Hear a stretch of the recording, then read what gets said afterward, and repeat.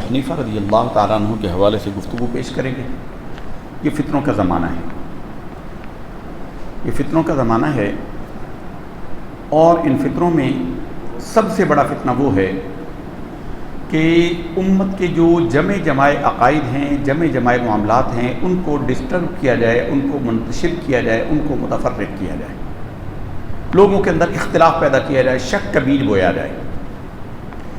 اس لیے ہمیشہ علماء حق نے بدعقیدہ لوگوں کی کتابیں پڑھنے، ان کی صحبت میں بیٹھنے سے منع کیا۔ اب ہمارا زمانہ ایسا فتنوں کا زمانہ ہے کہ ایک بندہ اٹھتا ہے اور وہ کہتا ہے کہ جی میں سب کی سنوں گا اور میں فیصلہ کروں گا کہ کون ان میں ٹھیک ہے اور کون غلط ہے۔ وہ نادان اور وہ جاہل یہ نہیں سمجھتا کہ خیر القرون اللہ کے نبی صلی اللہ علیہ وسلم کا زمانہ ہو۔ سورج نے ان زمانے سے بہتر زمانہ کبھی نہیں دیکھا۔ حضور کے صحابہ کا زمانہ ہے۔ خیر الناس قرنی، حضور نے فرمایا خیر الناس قرنی ثم الذین یلونہم ثم الذین یلونہم، سب لوگوں سے بہتر لوگ میرے زمانے کے لوگ ہیں، پھر اس کے بعد جو ان سے ملے ہوئے، پھر اس کے بعد جو ان سے ملے ہوئے۔ یعنی حضور کا زمانہ ہے، کائنات میں اس سے اچھا زمانہ کبھی نہیں آیا، نہ کبھی آئے گا، وہ زمانہ ہے۔ اور عمر فاروق ہیں، عمر فاروق جن کے لیے حضور نبی کریم صلی اللہ علیہ وسلم نے ارشاد فرمایا ان الشیطان لیفر من عمر، شیطان عمر کے راستے سے بھاگ جاتا ہے۔ اور اللہ کے حبیب صلی اللہ علیہ وسلم نے ارشاد فرمایا کہ الحق یجری علی لسان عمر، حق جو ہے عمر کی زبان پر جاری ہے، حق عمر کی زبان سے جاری ہے، شیطان عمر کے راستے سے بھاگتا ہے۔ لو کان بعدی نبی لکان عمر، اگر میرے بعد کوئی نبی ہوتا تو عمر ہوتا۔ وہ عمر اس زمانے کی یعنی 1400 سال پہلے کی تورات لے کر آئے، کہیں سے کچھ ورق ان کو ملے تورات کے۔ اب اس زمانے کی تورات کا مطلب یہ ہے کہ اس میں کتنی کم ملاوٹ ہوئی تھی، اس میں تحریف بہت کم تھی۔ اب تو 1400 سال کے بعد ڈاکٹر حمید اللہ لکھتے ہیں کہ ابھی بھی اس زمانے کے اندر بھی ہر 10 سال کے بعد یہودی عالموں اور عیسائی عالموں کی ایک کونسل بیٹھتی ہے اور وہ بائبل کو دیکھ کر اس کا جائزہ لیتی ہے، اور اس میں جو چیزیں نکالنی ہوں زمانے کے اعتبار سے ان کو نکال دیتے ہیں، اور جو نئی چیزیں ڈالنی ہوتی ہیں وہ ڈالتے ہیں۔ اب بھی اس زمانے کے اندر بھی تحریف ہو رہی ہے۔ تو 1400 سال پہلے کی جو کتاب تھی ظاہر اس میں بہت کم تحریف تھی، بہت کم تبدیلی تھی، اور عمر جیسی ہستی اس کو لے کر آئی اور رسول اللہ صلی اللہ علیہ وسلم کے سامنے بیٹھ کر ان کو پڑھنے لگے کہ یا رسول اللہ مجھے تورات کے کچھ اوراق ملے، میں ان کو پڑھنا چاہتا ہوں۔ رسول اللہ صلی اللہ علیہ وسلم کے چہرے پر غضب کے آثار نمودار ہوئے، آپ صلی اللہ علیہ وسلم کا چہرہ اقدس سرخ ہو گیا غضب سے۔ اب یہ عمر نیچے دیکھ کر پڑھ رہے ہیں، ان کی توجہ نہیں ہوئی۔ ابو بکر پاس بیٹھے تھے، انہوں نے دیکھا حضور کے چہرہ مبارک پر ناگواری کے اثرات کو دیکھا تو کہا عمر تجھے تیری ماں روئے تو دیکھتا نہیں کہ رسول اللہ صلی اللہ علیہ وسلم کو غضب آ گیا، غصہ آ گیا، تکلیف ہوئی حضور کو؟ تو عمر نے نظر اٹھائی اور فوراً اس کو لپیٹا اور کہا کہ رضیت باللہ ربا وبالاسلام دینا وبمحمد صلی اللہ علیہ وسلم رسولا ونبیا۔ بار بار تکرار کرتے رہے کہ میں اسلام کے اوپر راضی ہو گیا، میں اللہ کے رب ہونے پر راضی ہو گیا، اسلام کے دین ہونے پر راضی ہو گیا، اور محمد صلی اللہ علیہ وسلم کے اللہ کے رسول اور نبی ہونے پر راضی ہو گیا۔ بار بار تکرار کرتے رہے یہاں تک کہ آپ کا غضب جو ہے وہ ختم ہوا۔ تو آپ صلی اللہ علیہ وسلم نے فرمایا کہ اے عمر تو تورات لے کر آ گیا، اللہ کی قسم اگر صاحب تورات یعنی موسیٰ ہوتے تو ان کو بھی میری پیروی کے سوا کوئی چارہ نہ ہوتا۔ اب اس کی روشنی میں، اس حدیث صحیح کی روشنی میں وہ لوگ جائزہ لیں جو آج کہتے ہیں کہ ہم سب کی سنیں گے اور ہم فیصلہ کریں گے۔ نتیجہ کیا ہوتا ہے؟ وہ نہ یہاں کے رہتے ہیں نہ وہاں کے رہتے ہیں، دین برباد ہو جاتا ہے، عقیدے خراب اور تباہ ہو جاتے ہیں، اور پھر اللہ معاف فرمائے کہیں وہ انجام نہ ہو جائے جو قرآن میں فرمایا هل أتاك حديث الغاشية وجوه يومئذ خاشعة عاملة ناصبة تصلى نارا حامية۔ کیا تجھے خبر آئی قیامت کی؟ کیا تجھ تک خبر پہنچی قیامت کی؟ وجوہ یومئذ خاشعہ، اس دن بہت سارے چہرے ڈرتے ہوں گے، عاملۃ ناصبہ، وہ ہوں گے جنہوں نے عمل کر کر کے خود کو تھکا دیا ہوگا، عاملۃ ناصبہ تصلی نارا حامیہ، حکم ہوگا کہ ان کو بھڑکتی ہوئی آگ میں ڈال دو۔ کہیں اس انجام سے دوچار نہ ہو جائیں۔ امام ابن سیرین بڑے محدث ہیں، بہت بڑے معبر ہیں، تعبیر کے خواب کی تعبیر کے امام ہیں، اور خواب کی تعبیر بہت بڑا علم ہے۔ نبی کریم صلی اللہ علیہ وسلم نے ارشاد فرمایا کہ میرے بعد نبوت ختم، نبوت کا تمام حصے ختم سوائے مبشرات کے۔ پوچھا یا رسول اللہ یہ مبشرات کیا ہیں؟ یعنی مبشرات، سرکار نے فرمایا کہ یہ نبوت کا 46واں حصہ ہیں، مبشرات یہ نبوت کا 46واں حصہ ہیں۔ پوچھا یا رسول اللہ یہ مبشرات کیا ہیں؟ فرمایا کہ مرد مومن کے رؤیا صالحہ، سچے خواب یہ نبوت کا 46واں حصہ ہے۔ اس کی تعبیر بتانا ہر کس و ناقص کا کام نہیں ہے، خواب کی تعبیر بتانا ہر کس و ناقص کا کام نہیں ہے۔ ایک صاحب نے خواب دیکھا، امام ابن سیرین کے پاس آیا اور کہنے لگا حضور میں نے خواب دیکھا کہ میں اذان دے رہا ہوں۔ تو امام نے سنا تو کہا کہ عن قریب تو حج کو جائے گا۔ شاگرد بیٹھے تھے، ان کو تجسس ہوا، پھر کچھ دنوں کے بعد پھر ایک اور صاحب آئے، انہوں نے کہا جی میں نے خواب دیکھا کہ میں اذان دے رہا ہوں۔ امام نے فرمایا کہ تو عنقریب چوری کرے گا اور پکڑا جائے گا، ہاتھ کاٹا جائے گا۔ اب لوگوں کو انتظار ہوا کہ ان کی تعبیر دیکھیں، اور ایسا ہی ہوا۔ کچھ دن گزرے تو ایک صاحب جن کو کہا تھا حج کو جانے کا وہ حج کو چلے گئے، کچھ ہی دن گزرے دوسرے صاحب وہ چوری کے جرم میں پکڑے گئے، ان کا ہاتھ کاٹ دیا گیا۔ اب خواب ایک ہی تھا، دیکھنے والے بندے دو تھے۔ تو لوگوں نے کہا کہ امام صاحب یہ آپ نے ایک ہی خواب کے دو الگ تعبیرات کیسے بتائیں؟ انہوں نے کہا کہ جو پہلا شخص تھا جب میں نے اس کو دیکھا، اللہ نے میرے قلب پر قرآن مجید کی آیت القاء فرمائی، یہ مجھے الہام فرمایا وَأَذِّن فِي النَّاسِ بِالْحَجِّ يَأْتُوكَ رِجَالٌ وَعَلَىٰ كُلِّ ضَامِرٍ يَأْتِينَ مِنْ كُلِّ فَجٍّ عَمِيقٍ۔ ابراہیم کو اللہ کا حکم ہوا کہ اے ابراہیم لوگوں کو حج کے لیے بلائیے، وَأَذِّن فِي النَّاسِ بِالْحَجِّ، لوگوں کو حج کے لیے بلائیے۔ لوگ دور دراز سے سفر کر کے اپنی اونٹنیوں کو تھکا کر دبلا کر کے آپ کے پاس حج کرنے پہنچیں گے۔ جب دوسرے کو دیکھا تو اللہ نے یہ آیت قرآن کی میرے قلب پر الہام فرمائی، القاء فرمایا فَأَذَّنَ مُؤَذِّنٌ أَيَّتُهَا الْعِيرُ إِنَّكُمْ لَسَارِقُونَ، پکارنے والے نے پکارا کہ قافلے والوں تمہارے اندر ایک چور ہے۔ یہ اتنے بڑے امام ہیں جن کے قلب پر اللہ القاء فرماتا ہے، یہ خود بیٹھے ہیں کہ دوات سے کچھ لکھ رہے ہیں۔ ایک عورت ان کی ہمسائی آئی، اس نے کہا کہ امام صاحب میں نے خواب دیکھا ہے، اس کی تعبیر بتائیے۔ فرمایا کیا؟ کہا کہ میں نے دیکھا کہ میں آٹا گوندھ رہی ہوں، آٹا گوندھتے گوندھتے آٹے کے درمیان ایک بال نکل آیا اور اس بال کو میں نے نکال کر یوں پھینک دیا۔ امام صاحب چونکے، لکھنا موقوف کیا، چھوڑا اور کہا کہ بی بی دوبارہ بتانا کیا کہا؟ اس نے کہا کہ جی میں نے خواب دیکھا ہے، آٹا گوندھتی ہوں، آٹے میں ایک بال آ گیا، میں نے اس بال کو نکال کے پھینکا۔ فرمایا کہ تو مجھے میری موت کی خبر دے رہی ہے، اور لکھنا چھوڑ دیا اور گھر والوں کو کہا کہ 6 دن کے بعد میری موت ہو جائے گی، اور حجرے میں بند ہو گئے اور دن رات عبادت میں مشغول ہوئے۔ ٹھیک 6ٹھے دن آپ کا انتقال ہو گیا۔ یعنی آپ ان کی علمیت کا اور جو اللہ تعالیٰ کے ساتھ ان کا روحانی تعلق تھا اس کا اندازہ لگائیے۔ یہ بیٹھے ہیں، ایک صاحب آئے بدعقیدہ جس کا عقیدہ خراب تھا، انہوں نے کہا کہ جناب میں آپ سے کچھ بات کرنا چاہتا ہوں۔ امام صاحب کے ساتھ شاگرد بھی بیٹھے تھے، فرمایا کہ میں تو اس سے بات نہیں کرنا چاہتا۔ انہوں نے کہا جی اچھا میں آپ کو حدیث رسول اللہ سنا دیتا ہوں۔ کہا میں تو اسے حدیث میں نہیں سنوں گا۔ اس نے کہا اچھا جی قرآن پر تو کوئی اختلاف نہیں، میں قرآن پڑھ دیتا ہوں۔ فرمایا کہ قرآن جو تو پڑھتا ہے وہی ہم بھی پڑھتے ہیں، ہمیں تو اسے قرآن سننے کی حاجت نہیں ہے، تو جاتا ہے یا ہم چلے جائیں؟ وہ بے شرم ہوتے ہیں۔ اچھا جتنے بدعقیدہ ہوتے ہیں ان کی سب سے پہلی پہچان جو ہے نا وہ ہے بے حیا اور بے شرم ہونا۔ اب کسی بدعقیدہ کو دیکھ لیجیے، جس کا عقیدہ خراب ہوگا اس کے اندر شرم اور حیا نہیں ہے، یہ آزمودہ اور مجربہ ہے۔ آپ آزما کر دیکھ لیجیے، جب بندہ ٹریک سے ہٹتا ہے، جو جمایا راستہ ہٹتا ہے، سب سے پہلے اس کے سروں سے ٹوپی جاتی ہے، پھر وہ اپنے والدین کو اور عام مسلمانوں کو گمراہ بتاتا ہے، اور وہیں سے اگر اس کا اللہ ہدایت والا دل اور نگاہ عطا فرما دے، وہ دیکھے کہ اس کے سر سے ٹوپی کیسے اتر گئی۔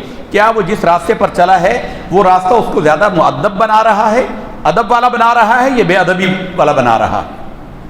جب وہ دیکھے کہ اس کے اندر بے ادبی آ رہی ہے، بے حیائی پیدا ہو رہی ہے، سمجھدار بندہ وہیں سے چونک جاتا ہے۔ قرآن مجید میں اللہ نے مومن کی یہی صفت بیان کی ہے، والذین اذا فعلوا فاحشۃ او ظلموا انفسهم ذکروا اللہ فاستغفروا لذنوبهم ومن یغفر الذنوب الا اللہ۔ اللہ کے سوا کوئی معاف کرنے والا نہیں ہے۔ ان کو شیطان جب چھوتا ہے تو یہ چونک جاتے ہیں اور یہ اللہ کا ذکر کرنے لگ جاتے ہیں۔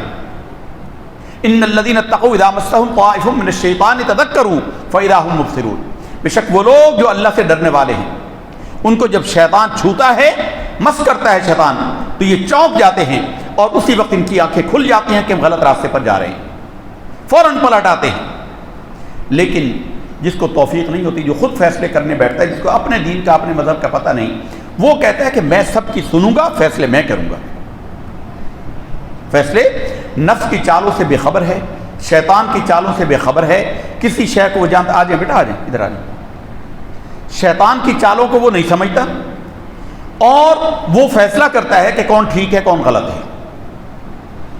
تو ہمارے زمانے میں بھی بڑے فتنے آئے، ہم اسی وجہ سے گزشتہ 2 ہفتوں سے جمعۃ المبارک کے خطبے میں اسلام کے بنیادی تعلیمات اور تشریعی قوانین کے حوالے سے گفتگو کر رہے تھے۔ اس ضمن میں ہم نے امام اعظم ابو حنیفہ نعمان ابن ثابت رضی اللہ تعالیٰ عنہ کے حوالے سے کچھ گفتگو کی۔ ہم بتا رہے تھے کہ امام اعظم نعمان ابن ثابت رضی اللہ تعالیٰ عنہ کا اللہ تعالیٰ کے ہاں مقام و مرتبہ کیا ہے اور فہم دین کے اندر ان کا کیا مقام ہے۔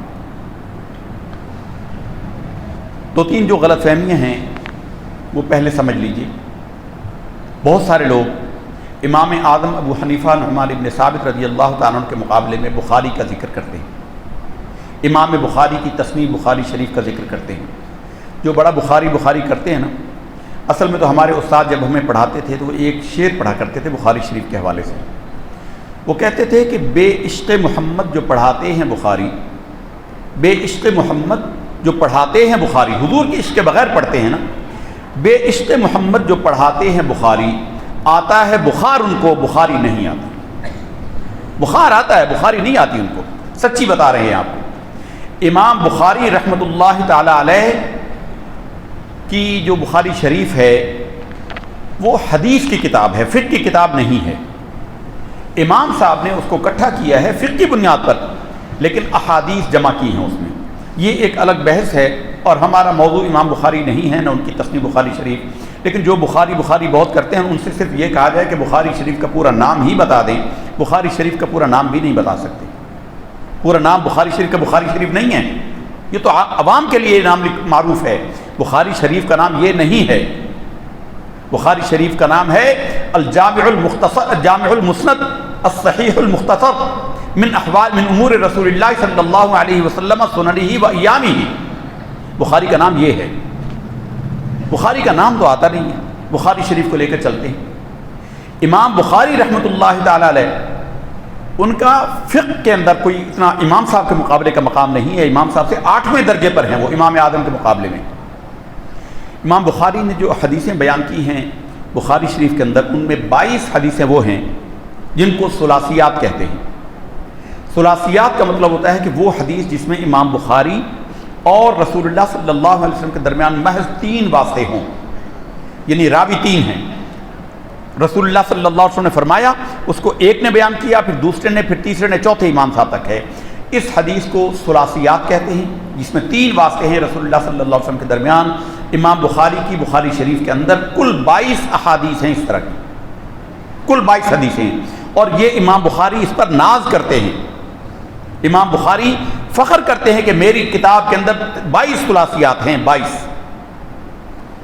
22 ثلاثیات کا حال یہ ہے کہ ان میں 11 حدیثیں مکی بن ابراہیم سے مروی ہیں جو امام اعظم ابو حنیفہ کے شاگرد ہیں۔ 11 حدیثیں تو ان سے مروی ہیں، اور 9 دیگر احادیث جو ہیں، 22 ہیں نا کل، تو دیگر 9 حدیثیں جو ہیں وہ امام ابو حنیفہ کے دیگر شاگردوں سے ہیں، یعنی 20 ثلاثیات تو امام اعظم کے شاگردوں کی ہیں۔ اور لوگ طعن کرتے ہیں امام اعظم ابو حنیفہ نعمان ابن ثابت پر رضی اللہ تعالیٰ عنہ۔ امام اعظم ابو حنیفہ نعمان ابن ثابت رضی اللہ تعالیٰ عنہ اللہ تعالیٰ کی نشانیوں میں سے نشانی۔ امام حاکم نے مستدرک میں لکھا کہ سب سے پہلی ہستی جس نے فقہ کو مرتب کیا اور مدون کیا، اس کو مرتب کیا یعنی فقہ کے اصولوں کو جو مرتب کیا اور مدون کیا، وہ نعمان ابن ثابت ہیں رضی اللہ تعالیٰ عنہ۔ ان کے بارے میں لوگوں کو حسد بڑا ٹھہر گیا۔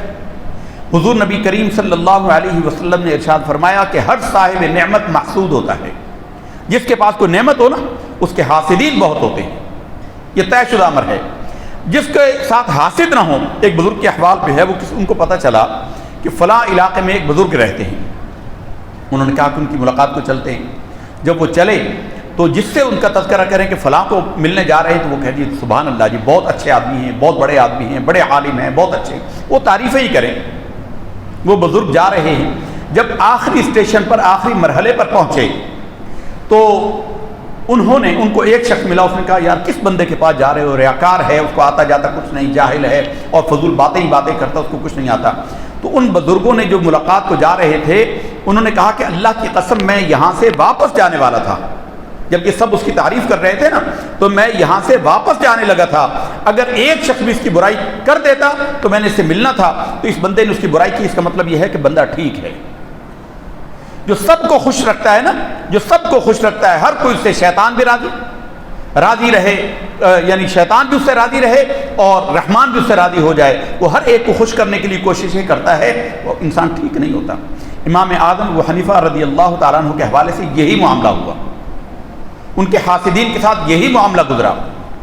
امام اوزاعی رحمۃ اللہ تعالیٰ علیہ کا ایک معاملہ ہے، بڑے امام ہیں، یہ شام کے امام ہیں، یہ ان کو کسی نے خبر پہنچائی کہ امام اعظم ابو حنیفہ جو ہیں، ابو حنیفہ نام کے ایک شخص، وہ رسول اللہ صلی اللہ علیہ وسلم کی احادیث کے مقابلے میں اپنی رائے کو پیش کرتا ہے، حدیثیں اسے آتی نہیں۔ آج بھی امام صاحب کے جو مخالفین اور معاندین ہیں، جن کے دلوں میں حسد بھرا ہوا ہے، وہ امام صاحب کو کیا کہتے ہیں؟ وہ تقریروں میں نعرہ لگاتے ہیں، او حنیفہ کے ابا، او حنیفہ کے ابا۔ یہ جاہل جانتا ہی نہیں کہ حنیفہ کا مطلب ہی کیا ہے۔ امام صاحب کی کوئی بیٹی حنیفہ نہیں ہے، اور جب انہوں نے حنیفہ کا ابا کہا تو حنیفہ کو بھی گھڑا کہ ایک حنیفہ بیٹی ہے، اور اس بیٹی سے ایک حکایت بھی منسوب کر دی۔ یہ جھوٹی حکایت ہے، ہم آپ کو پیش کی بتا رہے ہیں، بتایا اس لیے جاتا ہے اس طرح کی واقعہ کہ یہ جھوٹا ہے کہ لوگ کہیں اور سے سنیں تو کہیں گے ہمارے امام صاحب کو تو اس کا پتہ ہی نہیں تھا۔ جو ضعیف حدیثیں اور موضوع حدیثیں بیان کی جاتی ہیں، محدثین بیان کرتے ہیں کہ یہ گھڑی ہوئی حدیث ہے، اس حدیث کے بیان کرنے کا مقصد یہ ہوتا ہے کہ لوگ سمجھ لیں کہ محدثین کو اس حدیث کا پتہ تھا اور انہوں نے اس کا کہا کہ یہ موضوع ہے، ایسا نہیں کہ ان کو پتہ نہیں تھا۔ تو موضوع حدیث کے بیان کرنے کا مقصد یہ نہیں ہوتا کہ وہ ٹھیک کر کے بیان کر رہے ہیں، بلکہ اس کو بیان کر کے کہتے ہیں کہ ہمیں یہ حدیث پتہ ہے اور ہم تمہیں بتا رہے ہیں کہ جھوٹ ہے۔ امام اعظم کی بیٹی بنا دی ابن حنیفہ، حالانکہ امام صاحب کی کوئی بیٹی نہیں ہے، امام صاحب کا ایک ہی بیٹا ہے حماد، جو اس کا نام آپ نے اپنے استاد کے نام پر رکھا۔ وہ کہتے ہیں کہ حنیفہ نام کی آپ کی بیٹی تھی، تو اس کے پاس امام صاحب کے پاس ایک عورت آئی اور کچھ عورتیں آئیں، اور انہوں نے کہا کہ امام یہ بتائیے کہ ایک مرد کو 4 شادیوں کی اجازت ہے اور ایک عورت کو 4 شوہر کرنے کی اجازت کیوں نہیں؟ تو امام صاحب سوچ رہے تھے کہ بیٹی نے کہا کہ بجان اس کا جواب میں دیتی ہوں، میری ایک شرط ہے، جواب میں دوں گی کہ اگر میں نے جواب صحیح دے دیا، ان کو مطمئن کر دیا، تو آپ اپنی کنیت میرے نام سے رکھیں گے۔ تو وہ لوگ کہتے ہیں کہ امام صاحب نے وعدہ کر لیا۔ اس عورت نے کہا کہ تم گھر جاؤ اور اب ایک برتن کے اندر، سب عورتیں ایک ہی برتن کے اندر اپنا اپنا دودھ لے کر آؤ۔ تو وہ عورتیں دودھ لے کر آئیں، تو ان کی امام صاحب کی بیٹی نے ان کو کہا کہ اب سب بچیاں عورتیں اس میں سے اپنا اپنا دودھ الگ کرو۔ تو ظاہر ہے وہ نہیں کو کر سکتی تھی، مکس ہو گیا۔ تو انہوں نے کہا کہ یہی وجہ ہے کہ اگر ایک عورت کے کئی شوہر ہوتے تو وہ فیصلہ نہیں کر سکتی تھی کہ اس کے اولاد کس شوہر سے۔ تو یہ واقعہ بیان کر کے کہتے کہ امام صاحب نے اپنی کنیت اس کی وجہ سے ابو حنیفہ رکھی۔ یہ جہالت ہے، ظلم ہے اور تہمت ہے۔ امام صاحب کی کوئی بیٹی حنیفہ نہیں تھی۔ ان ظالموں کو تو پتہ ہی نہیں کہ حنیفہ کا مطلب کیا ہے۔ حنیفہ کا مطلب ہوتا ہے ہر طرف سے نظر کو ہٹا کر اللہ تعالیٰ کی طرف یکسو ہو جانا۔ حنیفہ کا مطلب یہ تائے جو تائے مدورہ لگی ہوئی ہے حنیفتن کی، یہ مبالغے کی ہے، یہ تا مبالغہ ہے، یعنی بہت زیادہ اللہ تعالیٰ کی طرف رجوع کرنے والے۔ کیسے رجوع کرنے والے تھے کہ ساری رات 40 سال آپ کے معروف ہے، 40 سال بتایا گیا کہ آپ نے عشاء کے وضو سے فجر کی نماز پڑھی۔ ایک دفعہ جا رہے تھے، عورتیں بیٹھی باتیں کر رہی تھی، تو امام صاحب جب گزرے تو ان عورتوں میں سے ایک نے کہا کہ یہ ہمارے امام ہیں، یہ عشاء کا وضو کرتے ہیں اور فجر کی نماز اسی سے پڑھتے ہیں۔ تو امام صاحب کہتے ہیں کہ مجھے غیرت آئی کہ لوگ میرے بارے میں ایسا گمان کرتے ہیں اور میں ایسا نہیں کرتا، میں ان کے گمان کے مطابق بنوں گا۔ تو چنانچہ 40 سال آپ نے عشاء کی وضو سے فجر کی نماز پڑھی۔ تو ہمسائے میں جو لوگ رہتے تھے اس زمانے میں یہ لائٹیں تو ہوتی نہیں تھیں، تو چاند کی روشنی میں بچی کبھی چھت پر چڑھتی تو آپ حسین میں کھڑے ہوئے دیکھتی، قیام میں دیکھتی۔ امام صاحب کا جب انتقال ہو گیا، اس دن وہ چھت پر چڑھی تو اس نے آ کر ابا کو کہا کہ ابا وہ جو ہمسایوں کے گھر میں درخت تھا نا، وہ درخت کٹ گیا ہے، انہوں نے درخت کاٹ دیا گھر سے۔ تو رو پڑے ان کے بچی کے والد اور کہا کہ بیٹے وہ درخت نہیں تھا، وہ ہمارے امام تھے جو ساری رات اللہ تعالیٰ کی بارگاہ میں قیام کرتے تھے۔ حنیفہ کا مطلب ہوتا ہے ہر حنیف کہتے ہیں، یہ جو کہتے ہیں نا کہ حضرت لوگ ایک سوال خود بخود بناتے ہیں اور اس پر لوگوں کو لاجواب کرنے کی صحیح لا حاصل کرتے ہیں، کہتے ہیں کہ حضرت ابراہیم کے دین کا نام کیا ہے؟ یہ کوئی پروگراموں میں سوال آتا ہے باقاعدہ کہ ابراہیم کے دین کا نام دین حنیف ہے۔ دین حنیف دین اسلام کو کہتے ہیں۔ حنیف کہتے ہیں ہر طرف سے توجہ کو ہٹا کر ایک طرف ہو جانا، اس کو حنیف کہتے ہیں۔ حضرت ابراہیم دین حنیف پر تھے، یعنی دین اسلام پر تھے۔ وہ دائیں بائیں نہیں دیکھتے تھے، ذرا سا شرک یا ذرا سی غیر اللہ کی طرف توجہ ان کی نہیں تھی، وہ خالص اللہ کی طرف توجہ کرتے تھے۔ اللہ کی ایسی توجہ تھی کہ ان کے پاس جبریل بھی آیا، اس نے کہا کہ اے ابراہیم مجھے اللہ کے پاس سے میں آیا ہوں، یہ انہوں نے آپ کو آگ میں ڈالا، کوئی حاجت ہے تو بتا مجھے۔ تو ابراہیم نے کہا کہ اے جبریل یہ بتا کہ یہ آگ میرے اللہ کے اذن کے بغیر جلی؟ کہا نہیں۔ کہا کہ اللہ کو پتہ نہیں ہے کہ آگ جل رہی ہے اور میرے ابراہیم کو اس میں ڈالنا ہے؟ کہا پتہ ہے۔ تو کہا کہ پھر اے جبریل جب میرے رب کی یہی رضا ہے تو مجھے تیری کوئی حاجت نہیں ہے، میں اپنے رب کی رضا پر راضی ہوں۔ یہ حنیف ہوتا ہے، اسے حنیف کہتے ہیں۔ تو دین حنیف کا مطلب دین اسلام ہے۔ تو امام اعظم کو ابو حنیفہ اس لیے کہتے ہیں، ابو کا مطلب لوگ باپ کرتے ہیں، ابو باپ کو کہتے ہیں عام طور پر، لیکن ابو بکر کے کسی بیٹے کا نام ابو بکر نہیں تھا، یہ کنیت کہلاتی ہے۔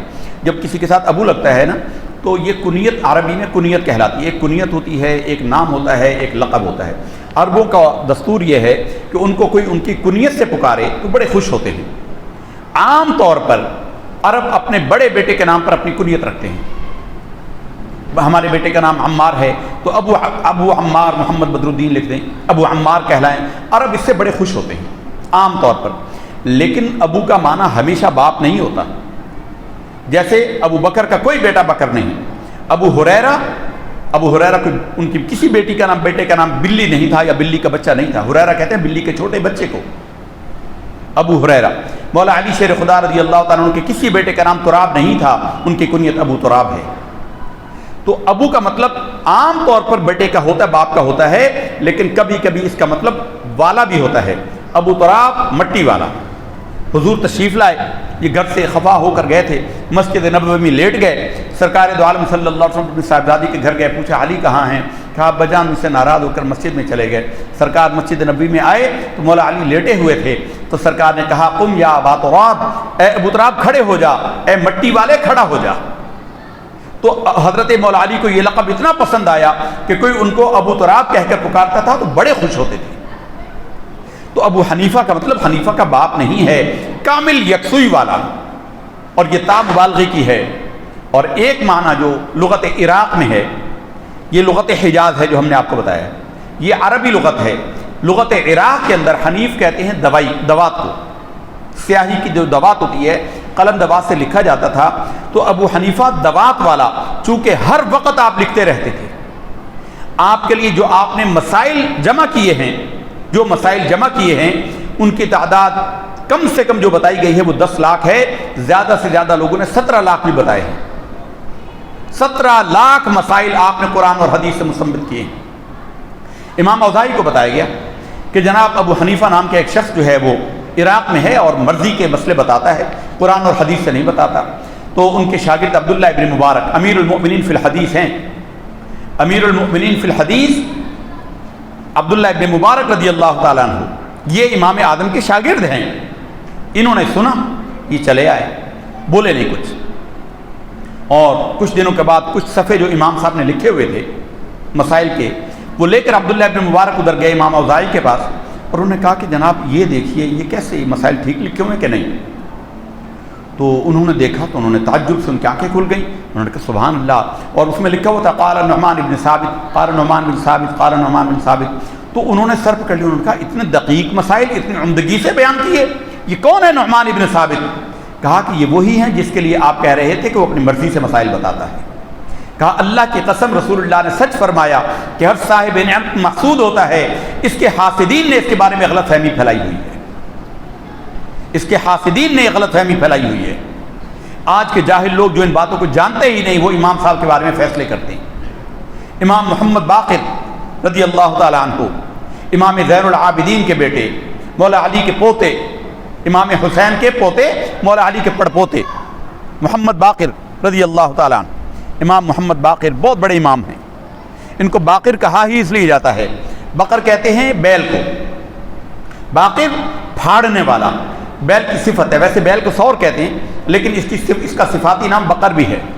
جیسے بقرہ گائے کو کہتے ہیں، بقر کہتے ہیں چونکہ زمین اس سے کھودی جاتی تھی، ہل چلایا جاتا تھا، تو زمین اس کی صفت کی وجہ سے جو بیل ہل چلاتا ہے اس وجہ سے بقر کہا گیا۔ اور امام باقر کو باقر اس لیے کہا گیا، نام ان کا محمد ہے، باقر ان کو اس لیے کہا گیا کہ انہوں نے اتنی کثرت سے شریعت کے اندر مسائل کے اندر غور و خوض کیا کہ ان کا نام ہی محمد باقر پڑ گیا۔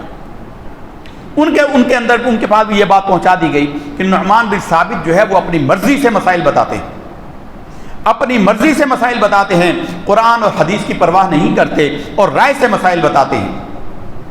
تو امام محمد باقر رضی اللہ تعالی عنہ کوفہ آئے تو امام ابو حنیفہ سے ملاقات ہوئی، امام اعظم سے ملاقات ہوئی، پوچھا کون ہو؟ کہا کہ نعمان بن ثابت ابو حنیفہ۔ کہا کہ وہی جو میرے نانا جان صلی اللہ علیہ وسلم کی حدیثوں کے مقابلے میں اپنی رائے پر مسئلہ بتاتا ہے، میرے نانا جان کی حدیثوں پر عمل نہیں کرتا اور اپنی رائے سے مسائل بتاتا ہے۔ تو امام صاحب نے کہا کہ حضور جلدی نہ فرمائیے، مجھ سے بات تو کر لیجئے، میری رائے تو پوچھ لیجئے۔ فرمایا کہ بتاؤ کیا ہے؟ کہا کہ میں آپ سے یہ پوچھتا ہوں کہ عورت کمزور ہے یا مرد کمزور ہے؟ کہا کہ عورت بڑی کمزور ہے۔ تو فرمایا کہ جو کمزور ہوتا ہے اس کو زیادہ چیز ملنی چاہیے جو کمزور ہے؟ کہا کہ بالکل۔ تو کہا کہ اگر میں رائے پر فیصلہ دیتا نا تو عورت کو وراثت میں 2 گنا حصہ دیتا اور مرد کو آدھا حصہ دیتا، لیکن قرآن اور حدیث میں یہی ہے کہ مرد کے 2 حصے ہیں، عورت کا آدھا حصہ ہے، تو میں اپنی رائے کو اختیار نہیں کرتا، میں قرآن اور حدیث پر عمل کرتا ہوں۔ پھر پوچھا کہ حضور یہ بتائیے کہ نماز افضل ہے یا روزہ افضل ہے؟ نماز بڑی عبادت ہے یا روزہ بڑی عبادت ہے؟ فرمایا کہ نماز بڑی عبادت ہے۔ امام محمد باقر نے کہا کہ نماز بڑی عبادت ہے۔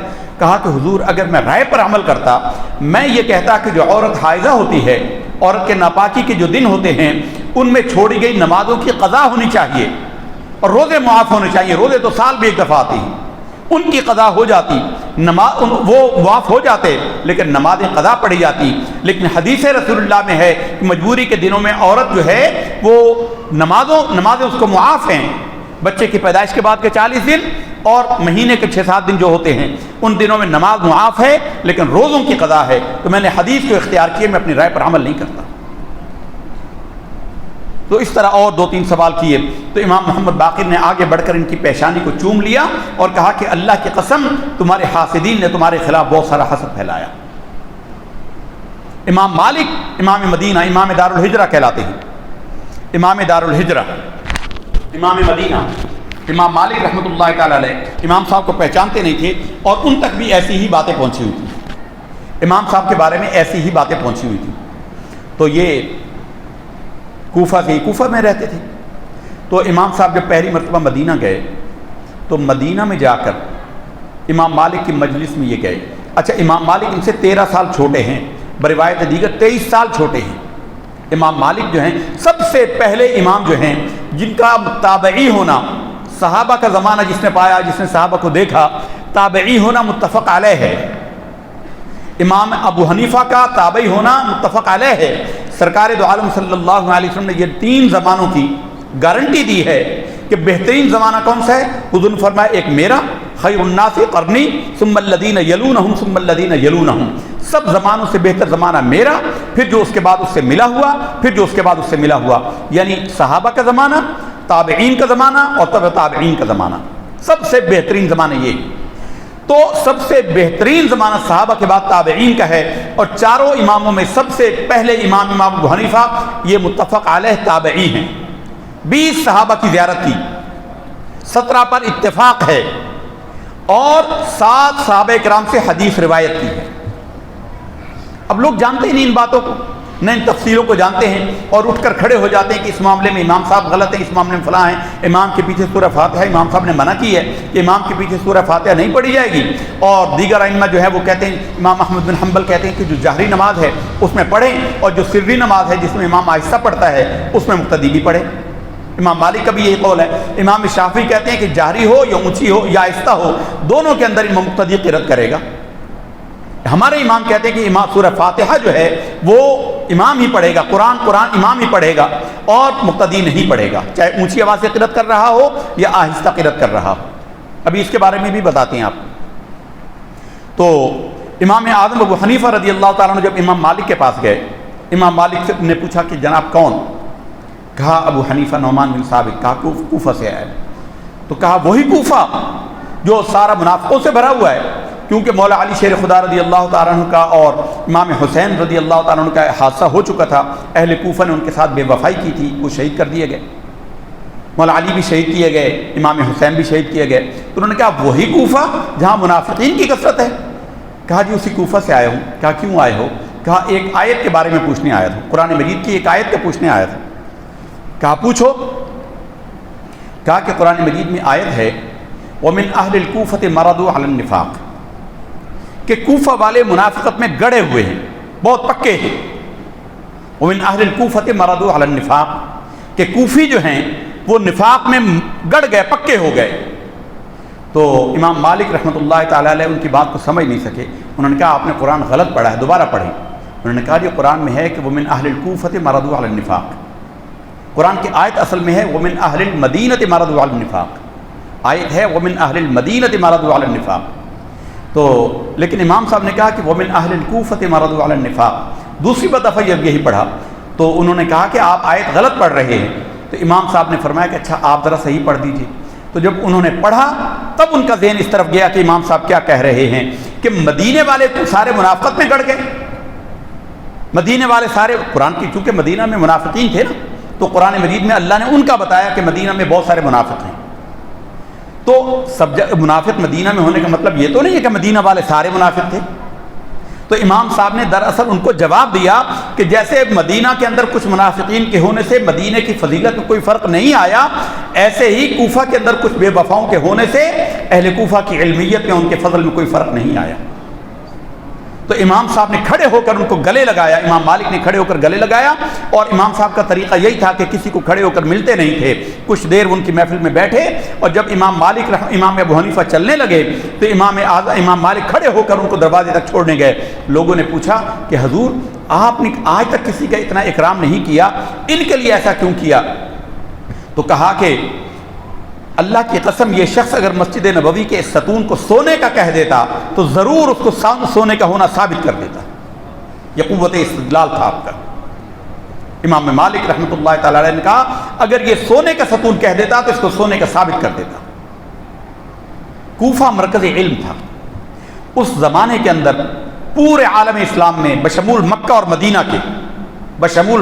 مدینہ کے سب سے بڑا مرکز علم جو ہے وہ کوفہ تھا۔ امام مسروق فرماتے ہیں کہ نبی کریم صلی اللہ علیہ وسلم کے علم شریعت کو میں نے صحابہ کرام کے اندر ڈھونڈا تو 6 صحابہ کو میں نے اس کا جامع پایا، 6 صحابہ کرام کو اس کا جامع پایا۔ پوچھا کون کون سے؟ کہا کہ عمر، علی، ابن مسعود، معاذ بن جبل رضی اللہ تعالیٰ، ابی ابن کعب اور ابو الدرداء، یہ 6 صحابہ جو ہیں ان کو میں نے علم شریعت کا، حضور کے علم کا جامع پایا، اور ان 6 کے علم کا خلاصہ میں نے ان 2 میں پایا، مولا علی کے اندر اور عبداللہ ابن مسعود رضی اللہ تعالیٰ عنہ کے اندر، اور ان دونوں کا مرکز جو ہے وہ کوفہ تھا۔ عبداللہ ابن مسعود کا کیا مقام ہے؟ امام اعظم جو ہے وہ عبداللہ ابن مسعود کے مسند پر موجود ہیں، انہی کے شاگردوں سے ان کا سلسلہ یہی ہے۔ کوفہ حضرت عمر فاروق رضی اللہ تعالیٰ عنہ نے بسایا، عراق میں کوفہ پہلی چھاونی بسائی، حضرت عمر کے زمانے میں یہ شہر بسایا گیا، پہلے یہ شہر نہیں تھا۔ اس کے بسانے کی داستان بھی بڑی ایمان افروز ہے لیکن وقت ظاہر قلیل ہے۔ تو کوفہ حضرت عمر فاروق رضی اللہ تعالیٰ عنہ نے بسایا، اور اہل کوفہ کو خط لکھا کہ اے کوفہ والو، ہمارا حق عبداللہ ابن مسعود پر زیادہ تھا، ہم ان سے مستفید ہوتے تھے، ان سے استفادہ کرتے تھے، ہم نے اپنے حق پر ایثار کر کے، اپنے حق پر قربان کر کے یہ تمہاری تعلیم و تعلم کے لیے بھیجا، اور ان کی قدر کرنا، اے اہل کوفہ ان کی قدر کرنا، ہم کے زیادہ حقدار تھے لیکن ہم نے اپنے حق پر ایثار کیا، تمہاری تعلیم کے لیے بھیجا۔ عبداللہ بن مسعود رضی اللہ تعالی عنہ نے وہاں پر مسند علم بسائی۔ اور علماء نے لکھا، سیرت نگاروں نے لکھا، اس وقت اتنا بڑا علم کا مرکز بن گیا کہ وہاں 1000 سے زیادہ صحابہ کرام وہ تھے جو فتح مکہ کے موقع پر موجود تھے، وہ یہاں آ کر بسے، اور 250 کے لگ بھگ صحابہ کرام وہ جو بدری صحابہ تھے، 300 سے زیادہ تو کل تھے، 200 یا 250 کے تعداد میں صحابہ کرام جو بدری تھے وہ مکہ کوفہ میں آ کر بسے۔ کوفہ مرکز علم تھا، اور امام حضرت عبداللہ بن مسعود نے اس کو بسایا، اور عبداللہ بن مسعود کے بعد جب مولا علی شیر خدا رضی اللہ تعالیٰ عنہ نے کوفہ کو اپنا مسکن بنایا، دارالخلافہ بنایا، اور کوفہ میں تشریف لے کر آیا، تو عبداللہ بن مسعود اپنے تلامذہ کے ساتھ، اپنے شاگردوں کے ساتھ ان کے استقبال کے لیے نکلے۔ تو عبداللہ بن مسعود کے شاگردوں کی اتنی بڑی تعداد کو جمع غفیر کو کہا گیا، ہزاروں کی تعداد میں مولا علی کے استقبال کے لیے لوگ نکلے۔ تو مولا علی نے جب اتنی بڑی تعداد کو دیکھا تو ان کی پیشانی کو چوم لیا اور کہا کہ اے عبداللہ، اللہ کی قسم تم نے کوفہ کو علم سے بھر دیا، کوفہ کو تم نے علم سے بھر دیا۔ اب ذرا امام مسعود کی اس بات کو ذہن میں رکھیں کہ تمام صحابہ کا علم شریعت 6 میں جمع ہے، اور ان 6 کے علم کا خلاصہ مولا علی اور عبداللہ بن مسعود کے پاس ہے، اور ان دونوں کا مرکز جو ہے وہ کوفہ شہر ہے۔ وہاں امام صاحب نے ان کی مسند سے علم حاصل کیا۔ امام صاحب کا جو سلسلہ تلمذ اور فقہ حنفی کی جو بنیاد ہے مولا علی کے فتاوی اور عبداللہ ابن مسعود کے فتاوی پر ہے، اور عبداللہ بن مسعود وہ ہیں جن کو سرکار دو عالم صلی اللہ علیہ وسلم نے فرمایا کہ اے اللہ، تیرے حبیب کی امت کے معاملے میں جس بات پر یہ عبداللہ بن مسعود راضی ہے میں محمد بھی اس پر راضی ہوں، اور تیرے حبیب کی امت میں جس بات پر یہ عبداللہ ابن عبد کہا گیا ان کو کہ یہ جو غلام کے آزاد کیا ہوا ہے عبداللہ ابن مسعود، جس بات پر یہ ناراض ہے اے اللہ اس پر تیرا یہ نبی بھی ناراض ہے۔ یہ عبداللہ بن مسعود، ان کی شاگردی حاصل کی، ان کی شاگردی کو اختیار کیا۔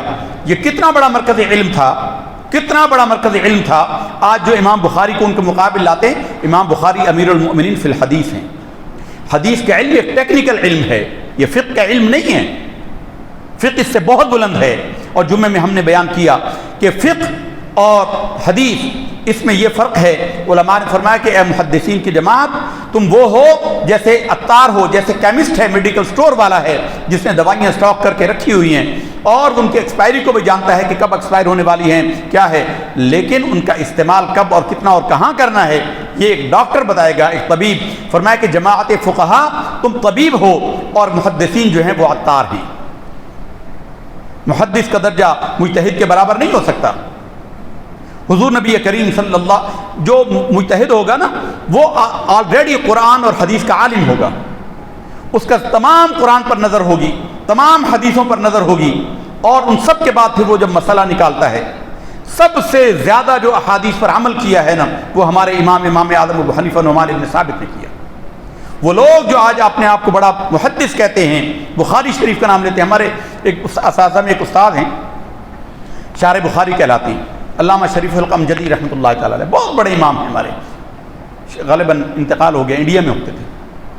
فرما رہے ہیں کہ میں بس میں جا رہا تھا تو وہاں پہ کچھ اہل حدیث حضرات بھی تھے، تو وہ باتیں کرنے لگے اور کہنے لگے کہ ان بریلویوں کو دیکھو، ان سنیوں کو دیکھو، کتنے جھوٹے اور دروغ گو ہیں، کتنے جھوٹے اور دروغ گو ہیں۔ خود کہتے ہیں کہ بخاری شریف کتاب اللہ کے بعد سب سے زیادہ صحیح کتاب ہے روئے زمین پر، اور بخاری کی حدیثوں پر عمل نہیں کرتے۔ تو فرماتے ہیں کہ جب انہوں نے اتنی زیادہ اعتراض اور بہت سارے برا بھلا کہتے رہے، کہتے ہیں کہ مجھ سے برداشت نہیں ہوا، وہ مجھے جانتے تو نہیں تھے کہ بہت بڑا عالم ہے یا مولوی ہے، تو میں نے ان سے پوچھا کہ تم نے بخاری پڑھی ہے؟ انہوں نے کہا نہیں پڑھی۔ شرمندہ ہو گئے، جھجکے اور شرمندہ ہو گئے۔ کہا لیکن ہم نے اپنے علماء سے سنی ہے، آپ لوگ اپنے امام کی بات پر عمل کرتے ہیں، رسول اللہ کے فرمان پر عمل نہیں کرتے۔ کہا کہ تم نے بخاری نہیں پڑھی، تو ایک بخاری کے اندر مسئلہ ہے کہ کتا جو پانی ہے، برتن کے اندر پانی موجود ہو، اگر اس کا ذائقہ، اس کا رنگ اور اس کی بو تبدیل نہ ہو تو وہ پانی پاک ہے۔ ایک برتن کے اندر پانی ہو اور اس پانی کے اندر اس کا رنگ، اس کا ذائقہ اور اس کی بو تبدیل نہ ہو تو وہ پانی پاک ہے۔ بخاری میں یہ لکھا ہے اور بخاری شریف میں یہ لکھا ہوا ہے۔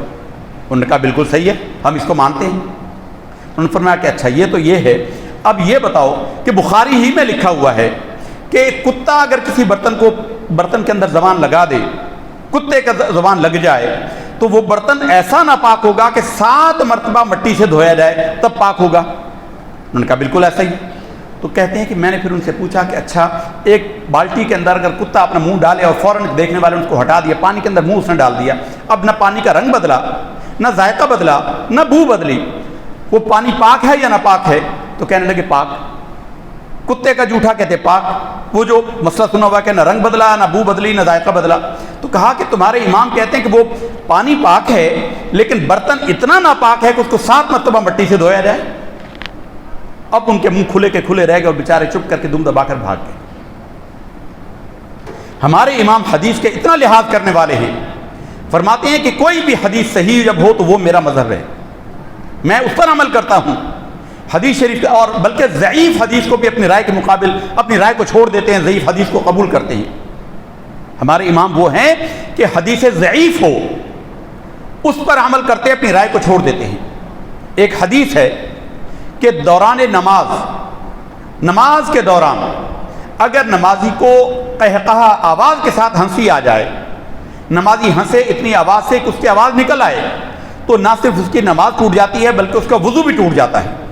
اب یہ بات عقل کے خلاف ہے، چلے نماز کا ٹوٹنا تو سمجھ میں آ گیا لیکن وضو بھی ٹوٹ گیا، یہ سمجھ میں نہیں آتا۔ تو فرمایا کہ لیکن چونکہ حدیث رسول اللہ ہے، حدیث میں ہے کہ ایک نمازی کی ایسے نماز میں ہنسی نکلی، اس کی آواز نکل گئی، تو سرکار نے فرمایا کہ جاؤ وضو کرو اور نماز پڑھو۔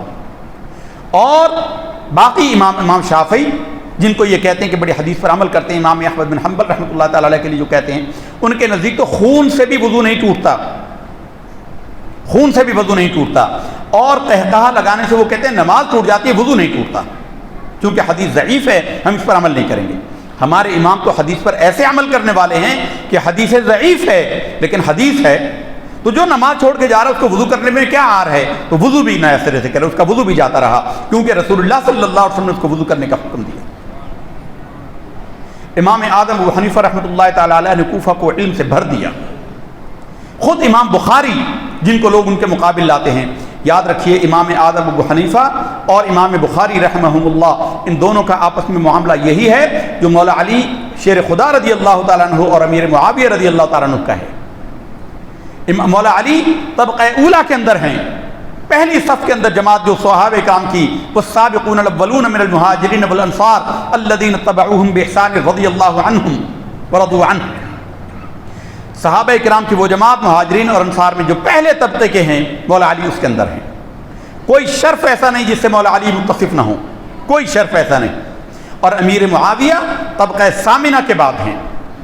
اسلام میں جو کرائٹیریا بنایا گیا صحابہ کرام کی درجہ بندی کا، امیر معاویہ رضی اللہ تعالیٰ عنہ اس میں صحابہ کرام کے اندر 8ویں درجے پر ہیں، ہمارے سر کا تاج ہیں، ہم ان کی خاک ہماری آنکھوں کا سرما ہے، لیکن مولا علی کے مقابل وہ 8ویں درجے پر ہیں۔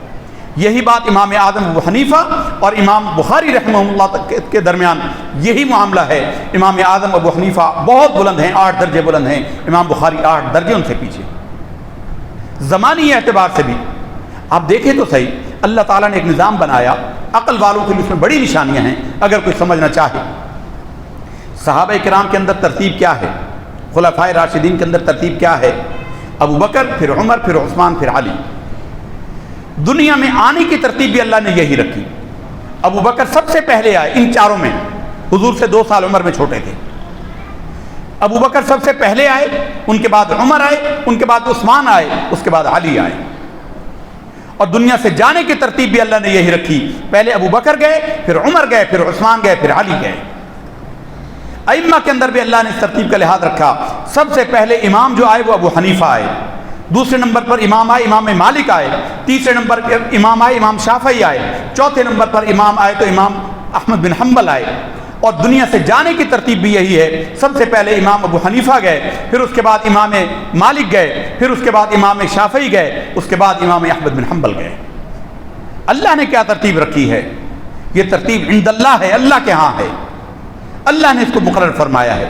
سمجھنے والے کے لیے بڑی اس میں نشانیاں ہیں۔ ان فی ذلک لعبرۃ لأولی الابصار، آنکھوں والوں اس میں بڑی عبرت ہے۔ امام صاحب کا تقویٰ کا عالم یہ تھا، زندگی بھر کبھی کسی کی غیبت نہیں کی۔ امام صاحب کے لیے معروف ہے یہ بات کہ امام صاحب نے زندگی میں کبھی کسی کی غیبت نہیں کی۔ فرمایا کہ اگر میں غیبت کروں تو میں اپنی ماں کی غیبت کروں، میں اپنی غیبت کروں تو اپنی ماں کی کروں کہ میری نیکیاں جو ہیں میرے ماں کے کھاتے میں جائیں، میں کسی اور کی غیبت کروں تو میری نیکیاں تو اس کے کھاتے میں چلی جائیں گی، تو غیبت کروں تو اپنی ماں کی کروں۔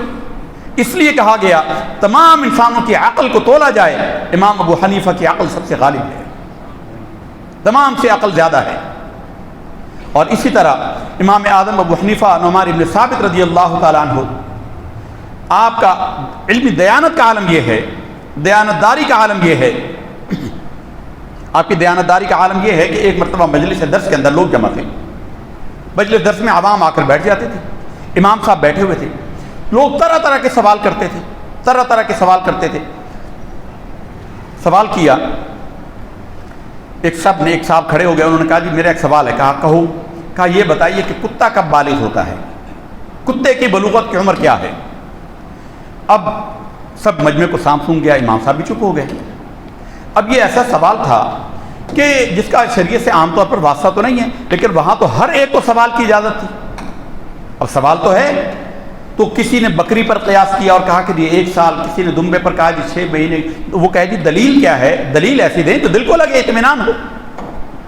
اب امام صاحب نے کہا کہ اللہ کے بندے، تیری یہ بات جو ہے واقعی مجھے اس کا جواب نہیں آتا، مجھے 1 دن کا ٹائم دے، میں کل اس کا جواب دوں گا تجھے انشاءاللہ۔ تو امام صاحب نے یہ گھر گئے، گھر جاتے تھے تو راستے میں ایک خاکروب، ایک سویپر، جھاڑو دینے والا، وہ جھاڑو دیا کرتا تھا، وہ جھاڑو دے رہا تھا تو اس کا معمول تھا کہ امام صاحب جب درس سے آتے تھے تو وہ آپ کو سلام کیا کرتا تھا اور آپ اس کے سلام کے جواب دیتے، اس سے حال احوال پوچھتے اور گھر چلے جاتے۔ اس دن جب اس نے امام صاحب کو سوال کیا، امام اپنی سوچوں میں مستغرق تھے، غرق تھے اپنی سوچوں میں، تو امام صاحب نے اس کا سلام سنا نہیں اور جواب نہیں دیا۔ اس نے دوبارہ سلام کیا، آپ نے پھر نہیں سنا۔ جب تیسری بار اس نے سلام کیا تو آگے آ کر کھڑا ہو گیا اور کہا حضور کوئی گستاخی ہو گئی، کوئی غلطی ہو گئی، آپ میرے سلام کا جواب ہی نہیں دے رہے۔ تو امام صاحب چونکے اور کہا کہ بھائی میں معذرت چاہتا ہوں، میں نے تمہارے سلام کو سنا نہیں ہے، اس لیے میرے لیے جواب دینا، میں جواب نہیں دے سکا۔ دعائیں تو آخر میں دیتے نا جی۔ تو میں نے سلام سنا نہیں، معذرت چاہتا ہوں، میں کسی سوال میں گم تھا۔ کہا جی کس خیال میں گم تھے، ہمیں بھی بتائیں۔ امام صاحب نے کہا بیٹا بھائی وہ علمی سوال ہے، تمہارا اس سے تعلق نہیں ہے۔ انہوں نے کہا جی میرا تعلق تو نہیں ہے، آپ اتنے بڑے امام ہیں، لیکن میں ایک ادنا غریب، میں اس پر خوش ہو جاؤں گا کہ امام نے مجھے اس قابل سمجھا کہ اپنی پریشانی میں شریک کیا، صرف مجھے بتا تو دیں۔ تو آپ نے فرمایا کہ بھی آج مجلس میں ایک بندے نے ایسا سوال کیا جس کا مجھے جواب نہیں آیا۔ انہوں نے کہا جی وہ کیا سوال تھا؟ انہوں نے کہا جی اس نے سوال کیا کہ کتا کب بالغ ہوتا ہے، کتے کی بلوغت کی عمر کیا ہے؟ تو وہ سویپر تھا، لیکن اللہ تعالیٰ جس پر چاہے اس کے ذہن کی گرہ کو کھول دے۔ انہوں نے کہا جی یہ کیا مشکل ہے، میں ابھی بتا دیتا ہوں۔ کہا وہ کیا؟ انہوں نے کہا جی کتا جب پیشاب کرتے ہوئے اپنا پیر اٹھائے، ٹانگ اٹھائے، اس وقت وہ بالغ ہوتا ہے۔ اور یہ مشاہدے کی بات ہے، کتے کا بچہ جو چھوٹا ہوتا ہے وہ اس وقت جب پیشاب کرتا ہے تو ٹانگ نہیں اٹھاتا، جب وہ جوان ہوتا ہے اس وقت ٹانگ اٹھا کر پیشاب کرتا ہے۔ تو امام صاحب کے دل کو لگی یہ دلیل، امام صاحب خوش ہو گئے اور اسے دعائیں دی، اور اگلے دن مجلس درس میں گئے اور کہا کہ ہاں وہ کل جس نے سوال کیا تھا وہ کہاں ہے بندہ؟ اس نے ہاتھ کھڑا کیا، کہا جی میں ہوں۔ کہا کہ بھئی کتا تب بالغ ہوتا ہے جب وہ ٹانگ اٹھا کر پیشاب کرنے لگ جائے۔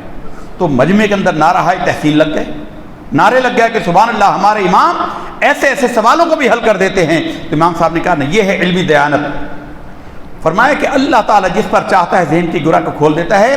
اس سوال کا جواب نعمان بن ثابت کو نہیں آیا، ایک خاکروب نے جو گلی میں جھاڑو دیتا ہے، اللہ نے یہ سوال کا جواب اس کے ذہن میں ڈالا، یہ مجھے اس نے بتایا ہے اور میں تمہیں بتا رہا ہوں۔ ہمارے اندر تو یہ ہوتا ہے کہ ہم خود ادھر ادھر سے سن کے یا کسی کی کتابوں سے یا کچھ دیکھ کے بیان کرتے ہیں اور سمجھتے ہیں کہ ہم بیان کر رہے ہیں، لوگ کہتے ہیں واہ واہ مولوی صاحب کا بڑا مطالعہ ہے۔ یہ علمی دیانت کا عالم ہے، یہ علمی دیانت کا حال ہے۔ اور فقہی ذہانت کا عالم کیا ہے، یعنی ذہین کتنے ہیں، اللہ نے کیا ذہن عطا فرمایا۔ حضرت قتادہ رضی اللہ تعالیٰ عنہ، یہ عبداللہ ابن عباس کے 4 شاگردوں میں سے ایک ہیں، امام المفسرین ہیں، فن تفسیر کے امام ہیں۔ امام قتادہ نابینا تھے، امام قتادہ نابینا تھے اور فن تفسیر کے بہت بڑے امام ہیں۔ تو جہاں جاتے عبداللہ بن عباس وہ ہیں جن کو رسول اللہ صلی اللہ علیہ وسلم نے حبر هذه الامہ کہا ہے، میری امت کا عالم ہے یہ، مفسر قرآن کہا ہے، قرآن کی تفسیر جاننے والا ہے۔ عبداللہ بن عباس سے فن تفسیر جن 4 خاص لوگوں کو پہنچا ان میں سے ایک قتادہ ہے۔ اب قتادہ جہاں جاتے نابینا تھے، اور اللہ تعالیٰ کی یہ شان ہے کہ جس کی بینائی لیتا ہے اس کو حافظہ بڑا قوت زبردست عطا فرماتا ہے۔ نابینا حضرات جو حافظ ہوتے ہیں بڑے پکے حافظ ہوتے ہیں، ایک صلاحیت اللہ لیتا ہے تو دوسری اس کے بدلے میں 2 گنا دے دیتا ہے۔ تو وہ نابینا تھے، بہت بڑے عالم تھے، فن تفسیر کے امام تھے۔ جس شہر میں یا جس قریہ میں جس گاؤں میں جاتے تھے شور مچ جاتا کہ قتادہ آئے ہیں، قتادہ آئے ہیں، قتادہ آئے، تو مجمع کے ٹھٹ لگ جاتے، رش لگ جاتا، ہزاروں لاکھوں کی تعداد میں لوگ جمع ہو جاتے۔ تو قتادہ آئے کوفہ میں، اور جامع مسجد کوفہ کے اندر رش لگ گیا، دور تک لوگ بیٹھ گئے۔ تو لوگوں نے کہا کہ آج قتادہ آئے ہیں۔ نعمان بن ثابت کو کہا کہ آپ بھی آئیے، آپ بھی آ گئے۔ تو قتادہ نے کہا کہ سلونی ما شئتم فی القرآن، قرآن میں سے جو چاہو آج مجھ سے پوچھ لو۔ اب یہ ایک ایسا جملہ ہے، جو چاہو پوچھ لو، یہ جملہ اللہ کی بارگاہ میں پسند نہیں ہے کوئی یہ کہے، کتنا بڑا۔ تو حضرت موسیٰ کا واقعہ آپ نے سنا نا کہ موسیٰ نے بھی کہا تھا، تو اللہ نے کہا تھا خضر کے پاس جا کر دیکھو، اور خضر کے سامنے ان کے 3 سوالوں کے جواب نہیں دے سکے۔ تو انہوں نے کہا کہ سلونی ما شئتم فی القرآن، قرآن میں جو چاہو مجھ سے پوچھو۔ تو اللہ تعالیٰ کی بارگاہ میں یہ جملہ نہیں ہے۔ تو امام اعظم ابو حنیفہ رحمۃ اللہ تعالیٰ علیہ نے کہا حضور میرا ایک سوال ہے۔ کہا کہو کیا ہے؟ کہا کہ قرآن مجید میں حضرت سلیمان کے واقعے میں ایک چیونٹی کا ذکر ہے کہ ایک چیونٹی تھی جس نے اپنی چیونٹیوں کو یہ کہا کہ چیونٹیوں سلمان کا لشکر آ رہا ہے، سب اپنے اپنے بلوں میں گھس جاؤ، کہیں ایسا نہ ہو کہ سلمان کا لشکر تمہیں پیروں تلے رون دے اور اسے پتہ ہی نہ چلے۔ بڑا مشہور واقعہ قرآن میں ہے، کسی مولوی صاحب کا بنایا ہوا نہیں ہے۔ نبی کی قوت سماعت بھی بتائی جا رہی ہے، نبی کا علم بھی بتایا جا رہا ہے۔ 3 میل دور سے نبی نے سنا ہے، اور لشکر کے اندر ہیں، اس میں گھوڑے بھی ہیں جن کے گلوں میں گھنگرو بھی ہیں، اس میں ہاتھی بھی ہیں، اس میں ہر طرح کے جانور بھی ہیں، پیدل چل رہے ہیں، گرد اڑ رہی ہے۔ 3 میل دور چیونٹی کی آواز کو سنا، اور قرآن کے الفاظ ہیں فتبسم ضاحكا من قولها وقال رب اوزعني ان اشكر نعمتك التي انعمت علي۔ انہوں نے سنا، مسکرا پڑے، فتبسم ضاحكا، پہلے تبسم کیا پھر زور سے ہنسے، اور کہا کہ اس رب کا شکر ہے جس نے مجھے یہ نعمت عطا فرمائی، مجھ پر یہ انعام کیا۔ سلیمان نے سنا، یہ سماعت نبی ہے۔ آپ چیونٹی کو اپنے کان کے پاس ہاتھ پر رکھ کے لگائیں، آپ اس کی آواز ہی نہیں سن سکتے چلنے کی۔ نبی نے اس کی بات کو بھی سن لیا، اور کسی مولوی کا بیان کیا وہ واقعہ نہیں، رب کا فرمان ہے، شک کرو تو ایمان سے جاؤ۔ نبی نے سنا تو کہا امام اعظم ابو حنیفہ نے کہ حضور وہ چیونٹی کی جو آواز سنی امام اعظم حضرت سلمان نے، تو یہ فرمائیے کہ وہ چیونٹی نر تھی یا مادہ تھی؟ وہ چیونٹی نر تھی یا مادہ تھی؟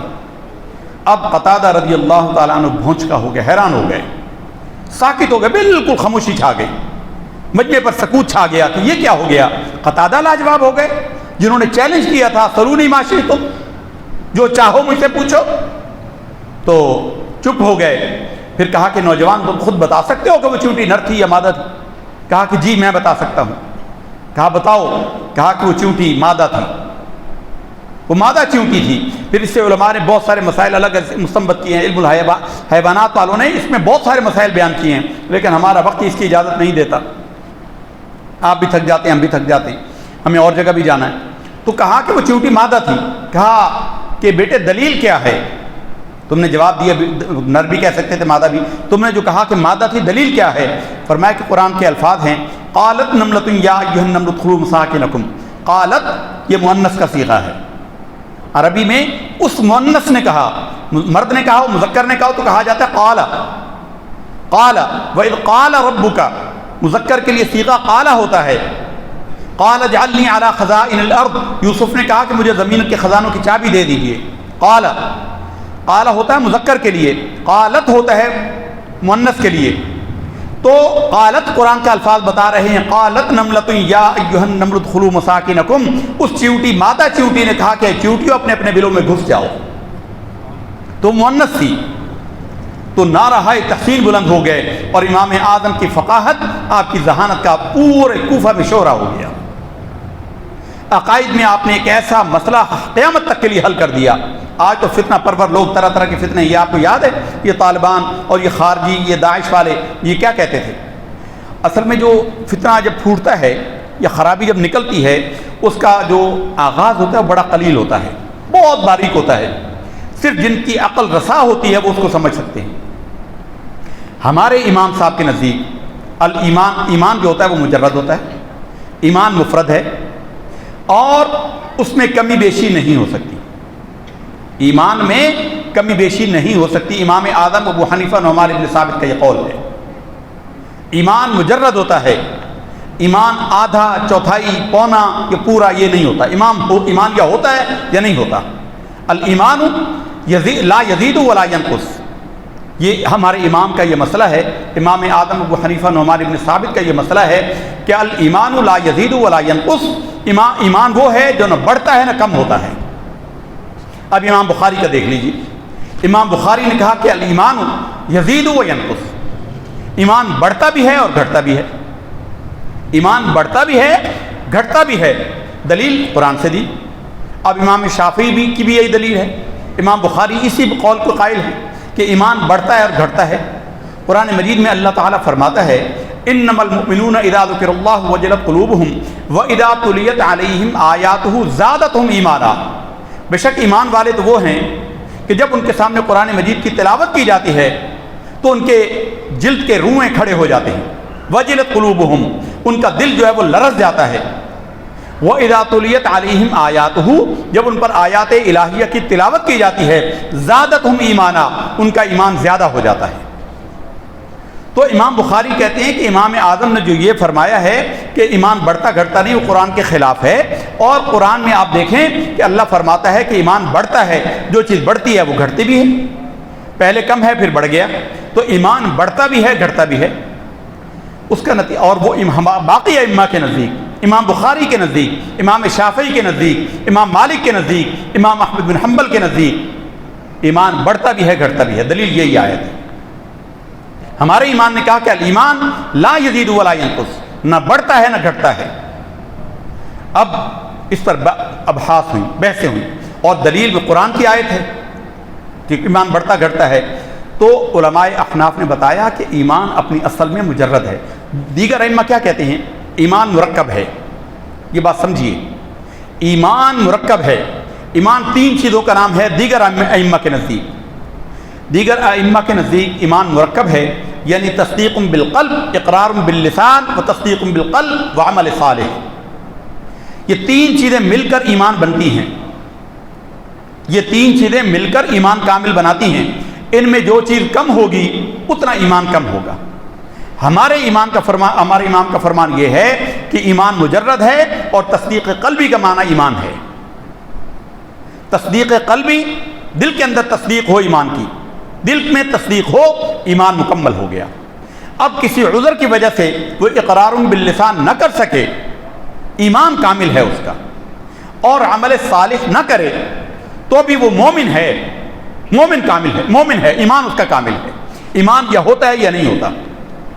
اور جو یہ کہا گیا کہ ایمان بڑھتا ہے، اس کی دلیل ائمہ احناف نے یہ دی، علماء احناف نے یہ دی کہ آپ دیکھتے ہیں کہ سمندر میں پانی موجود ہوتا ہے، سمندر میں پانی کی خاص مقدار ہے، نہ وہ کم ہوتی ہے نہ وہ بڑھتی ہے، مقدار ایمان اس کے اندر پانی موجود ہے۔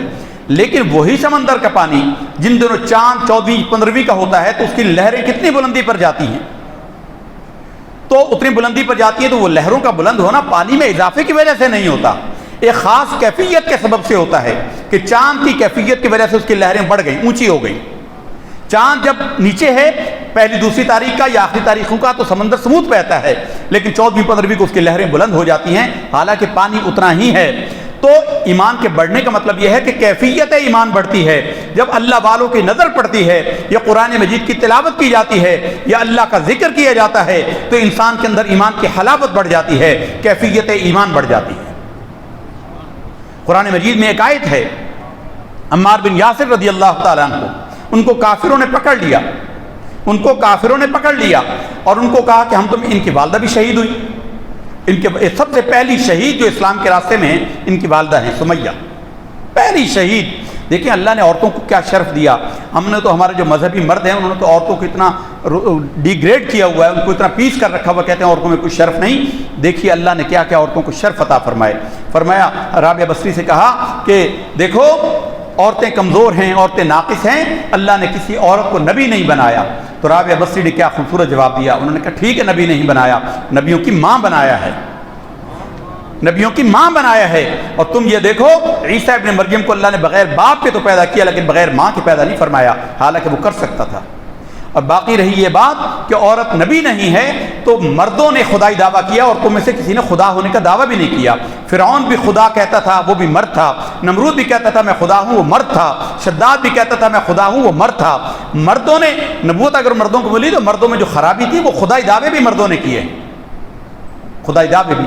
تو عورتوں کو اللہ نے یہ شرف دیا، پہلی مسلمان مطلقاً مردوں اور عورتوں میں سب سے پہلے جو مسلمان ہستی ہوئی حضرت سیدتنا خدیجہ الکبریٰ رضی اللہ تعالی عنہا ہے، عورت ہے۔ پہلی شہید جو راہ خدا میں ہوئی، جن کا خون اللہ کے راستے میں بہا، حضرت سمیہ ہیں، عمار بن یاسر کی والدہ۔ ان کے والد بھی یاسر بھی شہید ہوئے۔ عمار کی باری جب آئی، یہ بھی شہید ہوئے بعد میں۔ عمار ابن یاسر کو کافروں نے پکڑ لیا اور کہا کہ عمار ہم تجھے قتل کر دیں گے، نہیں تو یہ کلمات کفر بول۔ ان کو کلمات کفر بولنے پر مجبور کر دیا، بول بیٹھے اور حضور کے پاس آئے، رونے لگے۔ سرکار دو عالم صلی اللہ علیہ وسلم نے پوچھا مار کیا ہوا؟ کہا یا رسول اللہ میرا تو ایمان چلا گیا، وہاں ان لوگوں نے میرے ساتھ یہ کیا اور مجھ سے کلمات کفر کہے۔ تو آپ صلی اللہ علیہ وسلم ان کے سینے پر ہاتھ مارا اور کہا کہ اے عمار یہ بتاؤ کہ یہاں کیا حال ہے؟ کہا کہ اللہ کی قسم یہاں میرے دل کے اندر ایمان ہے۔ تو سرکار نے فرمایا کہ کوئی حرج نہیں، اگر پھر ایسا موقع آ جائے تو پھر کہہ دینا۔ یہ ہمارے ایمان کا، ہمارے امام کا عقیدہ ہے۔ اس کا نقصان کیا ہوا؟ ہم ائمہ نے، امام بخاری نے، امام شافعی نے وہ جو مسئلہ بیان کیا ان کا مقصود صرف مسئلے تک تھا، لیکن خوارج داعش ٹائپ لوگ اس کو لے ہوئے۔ انہوں نے کہا کہ جو کبیرہ گناہ کرتا ہے، اس نے عمل صالح نہیں کیا، وہ ایمان سے نکل گیا۔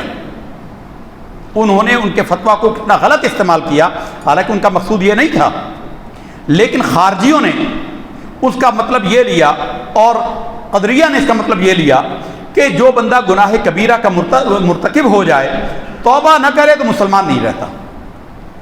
کہا کہ گناہ کبیرہ کرے اور توبہ نہ کرے تو اس کو مسلمانوں کے قبرستان میں دفن نہ کیا جائے، اس کی نماز جنازہ نہ پڑھی جائے، وہ ایمان سے نکل گیا، وہ نہ کفر میں ہے نہ ایمان میں ہے، وہ درمیان میں ایک حالت ہے۔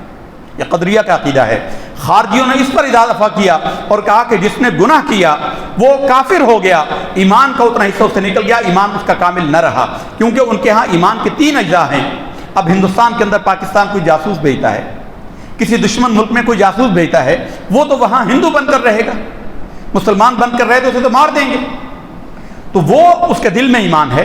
ہمارے نزدیک وہ مومن ہے۔ امام اعظم ابو حنیفہ نعمان بن ثابت کے نزدیک وہ مومن ہے، حالانکہ وہ وہاں نماز نہیں پڑھتا۔ اب نماز نہ پڑھنے پر کیا اسے کافر کہا جائے گا؟ دیگر ائمہ کے فتویٰ کے نزدیک اس کے اندر ایمان کامل نہیں رہا، ناقص ہو گیا، اور خارجیوں کے نزدیک وہ مومن ہی نہیں رہا۔ نتیجہ کیا ہوا؟ انہوں نے کہا یہ مومن نہیں ہے، جو بے نمازی ہیں ان کا قتل جائز ہو گیا۔ یہ جو مسجدوں کو مارا اور مسجدوں میں بم بلاسٹ کیے، لوگوں کی گردنیں کاٹی، اس کا اصول یہی تھا کہ یہ چونکہ عمل صالح نہیں کرتے، یہ شیو کرواتے ہیں، یہ گناہگار ہیں، یہ فاسق ہیں، فلہذا یہ کافر ہیں اور ان کا قتل جائز ہے، ان کا مال مال غنیمت ہے، ان کی عورتیں لونڈیاں اور کنیزیں ہیں۔ ہمارے امام نے کہا کہ ایمان مجرد ہے، ایمان اکیلا ہوتا ہے یا نہیں ہوتا، ایمان یا ہوتا ہے یا نہیں ہوتا، کیفیت ایمان بڑھتی اور گھٹتی ہے۔ کیفیت ایمان کا ہر ایک کو واسطہ پیش آتا ہے، ہمیشہ پیش آتا ہے۔ نمازی نماز پڑھنے آتے ہیں، امام صاحب دعا کرتے ہیں، کئیوں کے آنسو نکل آتے ہیں، کچھ ادھر ادھر دیکھ رہے ہوتے ہیں۔ کیفیت میں تبدیلی ہے۔ جو ادھر ادھر دیکھ رہے ہیں، کیا ان کو آپ کہیں گے کہ ان کا ایمان کم ہے؟ بھائی وہ نماز پڑھنے آئے ہیں۔ اور سرکار دو عالم صلی اللہ علیہ وسلم کے زمانے کے اندر لوگوں نے گناہ کیے، بدکاریاں کی، ان کی نماز جنازہ پڑھی گئی۔ جس نے خودکشی کی اس کی نماز جنازہ پڑھی گئی، کبیرہ گناہ کے مرتکب کی نماز جنازہ پڑھی جاتی ہے۔ یہ ہمارے امام کے قول پر فیصلہ ہے۔ اور ایک وہ بات جو امام اعظم ابو حنیفہ رحمۃ اللہ تعالی علیہ کے فقہ کے خلاف ہیں، سعودی ہوں اور دبئی والے ہوں، کویت والے ہوں، جہاں امام صاحب کی فقہ نہیں چلتی، وہ حنبلی کلیم کرتے ہیں، اپنے آپ کو حنبلی کہتے ہیں، وہاں بھی ایک مسئلے پر امام صاحب کی فقہ کی پیروی کی جاتی ہے، اور وہ یہ ہے کہ صدقۃ الفطر، ابھی رمضان شریف آ رہا ہے، صدقہ فطر لوگوں نے دینا ہے، تو صدقۃ الفطر کے اندر تینوں ائمہ کے نزدیک 4 چیزوں میں صدقہ فطر دیا جا سکتا ہے: گندم، جو، کشمش اور کھجور۔ صحیح 4 چیزوں میں فطرہ دیا جاتا ہے، اور اس میں یہ بات یاد رکھیے کہ گندم ہمارے اعتبار سے، عربوں کے اعتبار سے کم ترین شے جو ہے وہ جو ہے، ہمارے اعتبار سے کم ترین درجے کی چیز جو ہے وہ یہ گندم ہے۔ سب سے سستی چیز گندم، جو اس سے مہنگا ملتا ہے۔ سب سے مہنگی چیز جو ہے وہ کشمش ہوتی ہے۔ کشمش کا جو فطرہ ہے یہ تقریباً 2200-2400 بنے گا اس سال کے اعتبار سے کشمش کا فطرہ۔ دوسرے نمبر پر کھجور کا ہے، تیسرے نمبر پر جو کا ہے، چوتھے نمبر پر گندم کا۔ یہ کم ترین درجہ ہے۔ اگر کوئی گندم کا فطرہ دیتا ہے، گندم یا گندم کی قیمت، تو یہ جائز ہے، لیکن امیر کو یہ چاہیے نہیں، یہ بخل ہے۔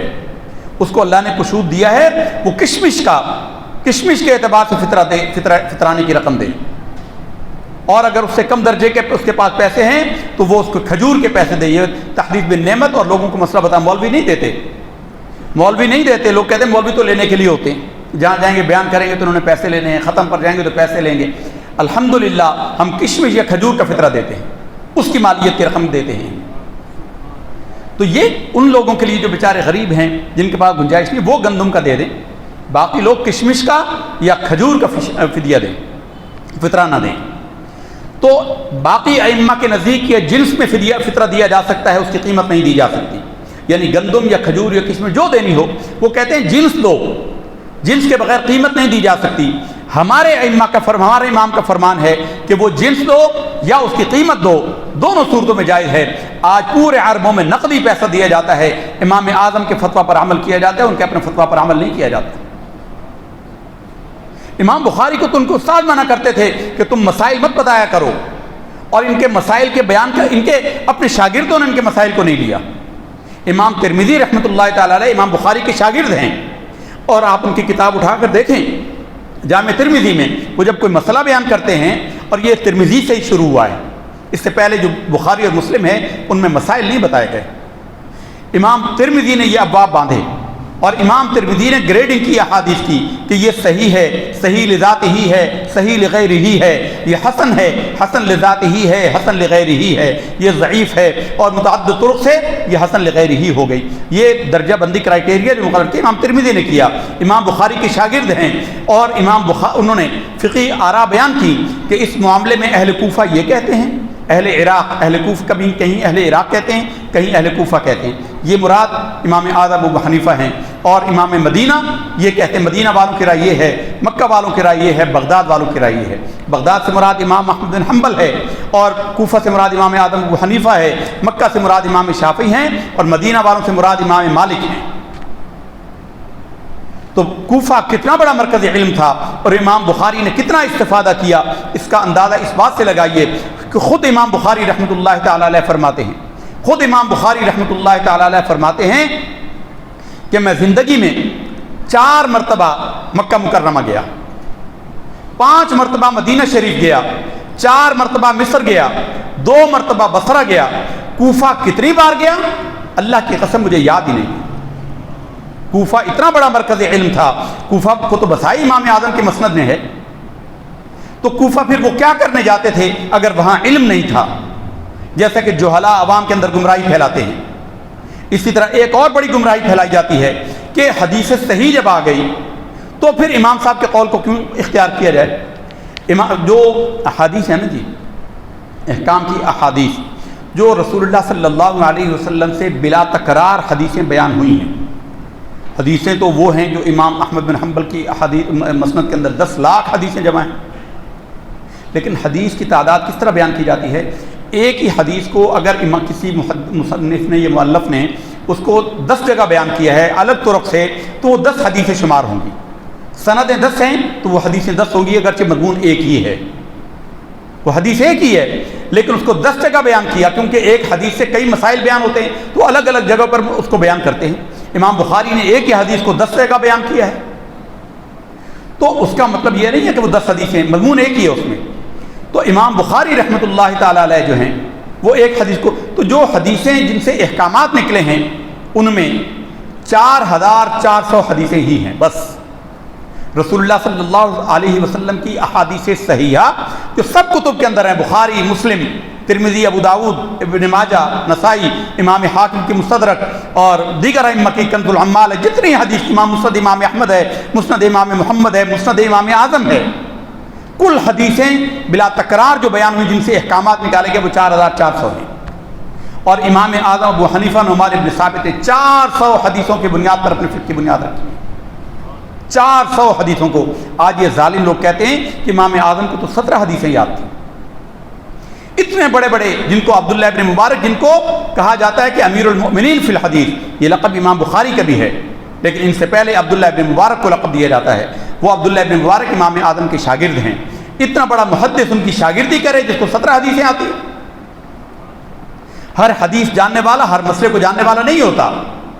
مسئلہ بیان کرنا زیادہ مشکل ہوتا ہے، مسئلہ بیان کرنا زیادہ مشکل ہوتا ہے۔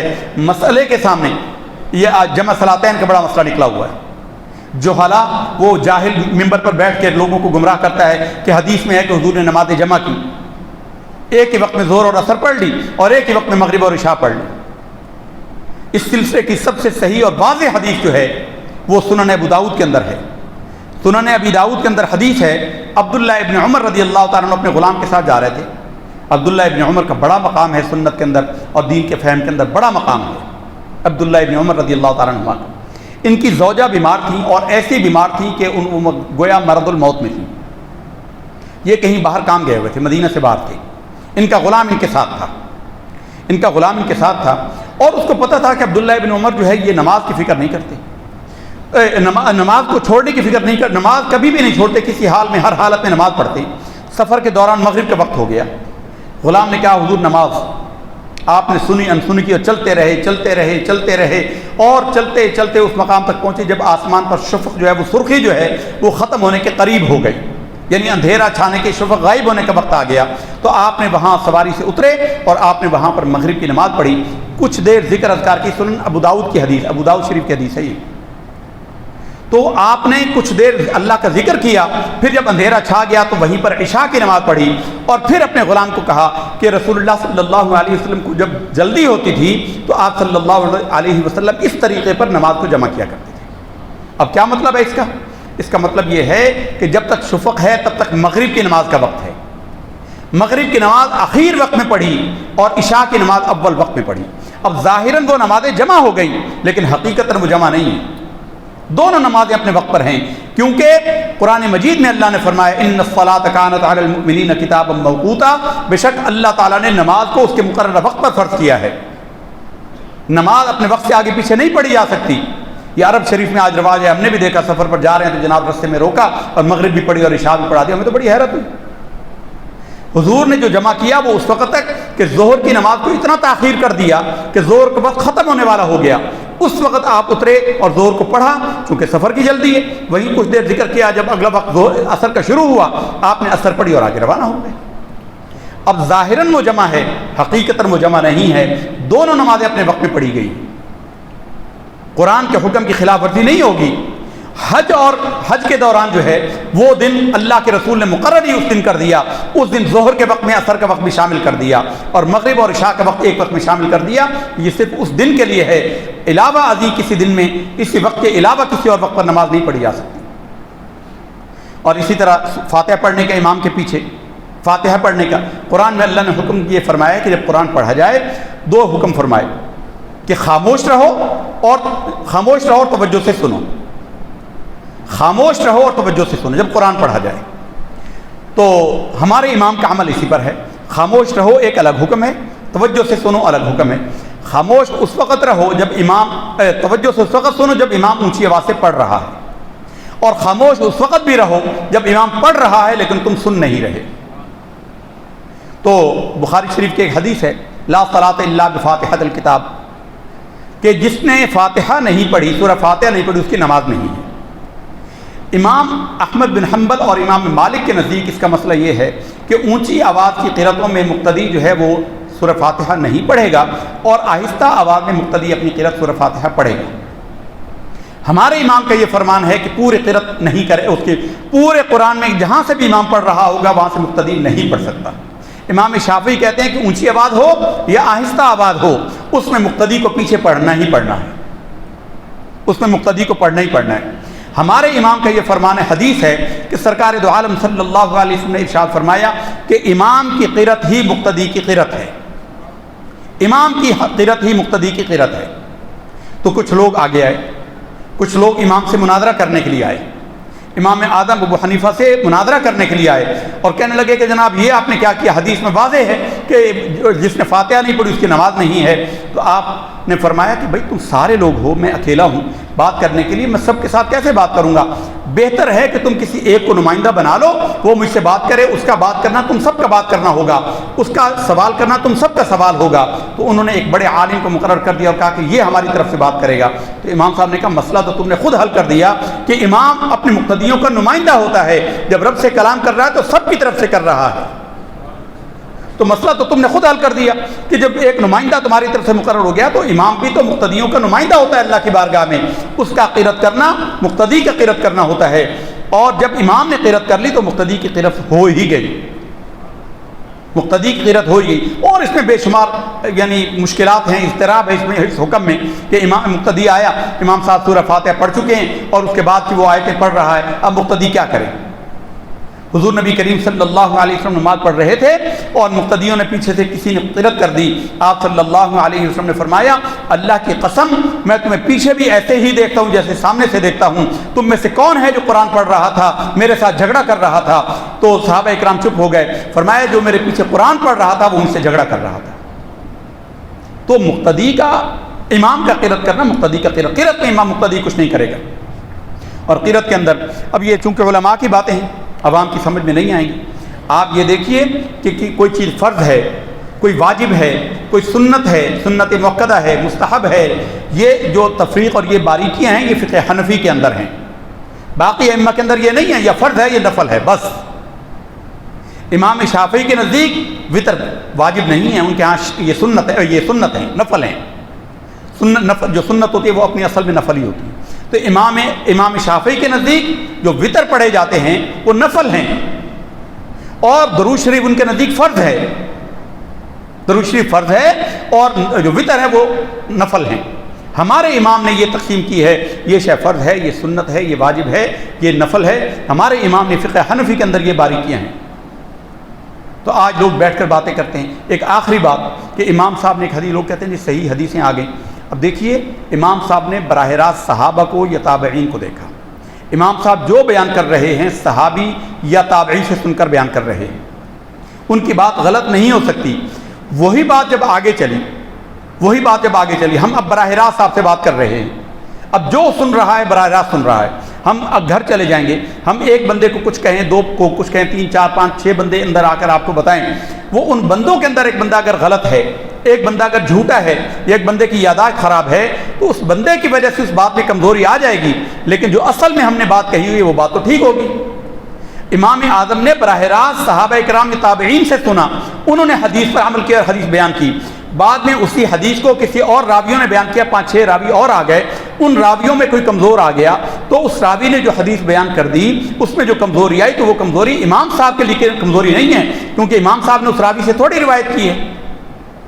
باقی ائمہ حدیث یہ بتا سکتے ہیں کہ اس میں فلاں راوی کمزور ہے، فلاں راوی کمزور ہے، اس کی حدیث ضعیف ہے، لیکن ہمارے امام نے چونکہ صحابہ سے ان راویوں سے نہیں سنی، ہمارے امام نے یہ صحابہ سے سنی ہے، یہ تابعین سے سنی ہے، تو ہمارے امام کی حدیث ضعیف نہیں ہو سکتی۔ یہ بڑی ثقیل اور علمی بحث ہو گئی، کافی گفتگو ہو گئی، توفیق ہوئی اللہ کی طرف سے، انشاءاللہ پھر گفتگو کریں گے۔ یقیناً بہت سارے لوگوں کو دنوں میں کچھ سوال پیدا ہوں گے، جو سوال کرنا چاہے بعد میں کر سکتا ہے، ہم انشاءاللہ ان کو جمع کر کے اسی کے حوالے سے گفتگو کو مرتب کریں گے۔ بہرحال یہ آج کی رات ہے، یہ استغفار کی رات ہے۔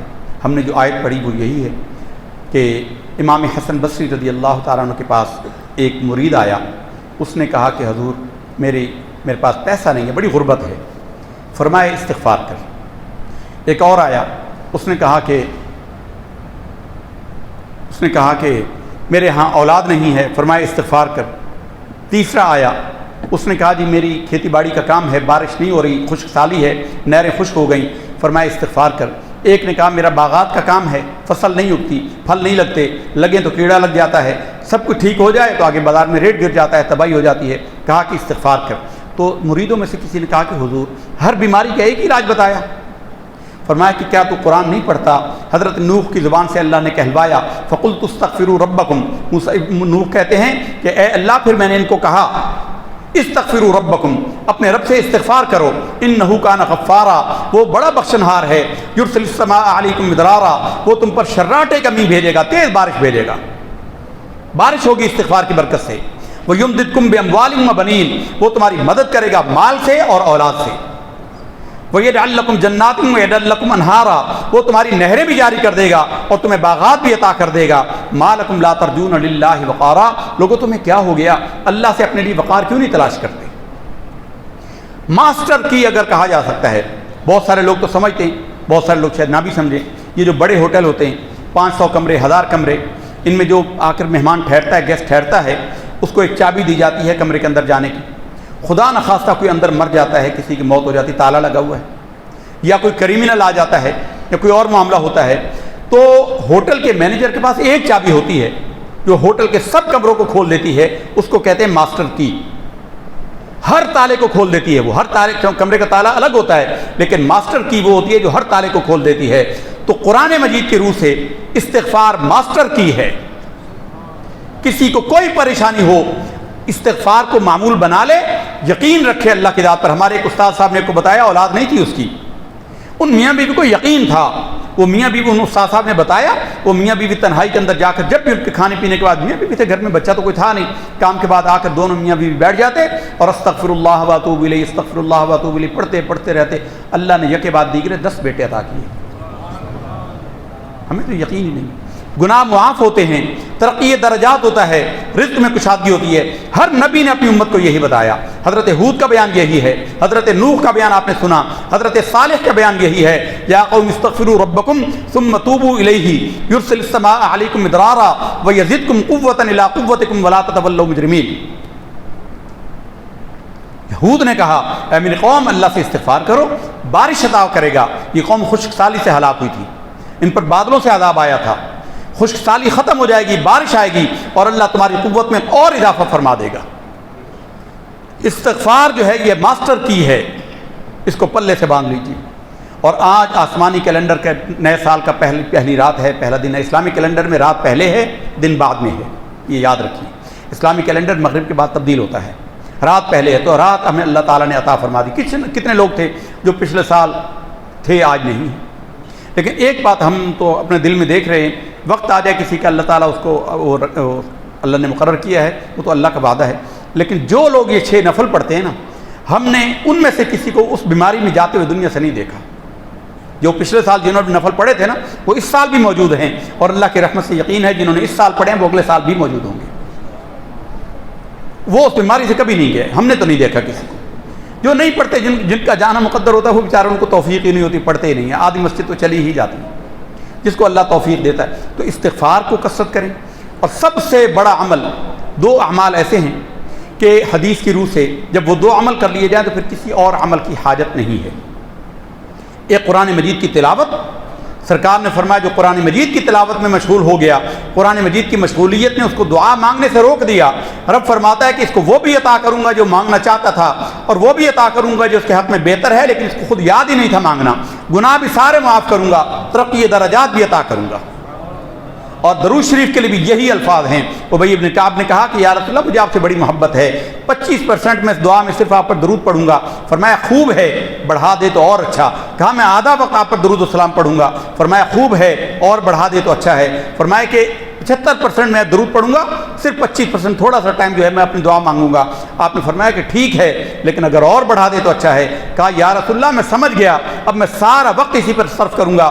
آپ نے فرمایا کہ اگر تو ایسا کرے گا، اللہ تجھے ہر وہ نعمت عطا کرے گا جو تو مانگنا چاہتا تھا، اور وہ حاجت بھی پوری کرے گا جو تیری حاجت تو ہے لیکن خود تجھے نہ پتہ، نہ تو مانگنا چاہتا، نہ تجھے یاد تھی کہ تو مانگتا۔ اللہ وہ بھی عطا کرے گا، جنت بھی عطا کرے گا، گناہ بھی معاف کرے گا، اور اللہ تعالیٰ تیری ترقی درجات بھی فرما دے گا۔ تو درود شریف سے اس رات کا آغاز کیجیے، جتنا ہو سکے درود شریف پڑھیے، جتنا ہو سکے درود شریف پڑھیے۔ اور اس کے بعد جو وقت انسان ہے نا، یہ جتنے اذکار ہیں اس کی مثال پھلوں کی سی ہے۔ عمران جاؤ بھی گاڑی کو پانی وانی چیک کرو، چلیے یہ بند کر دو۔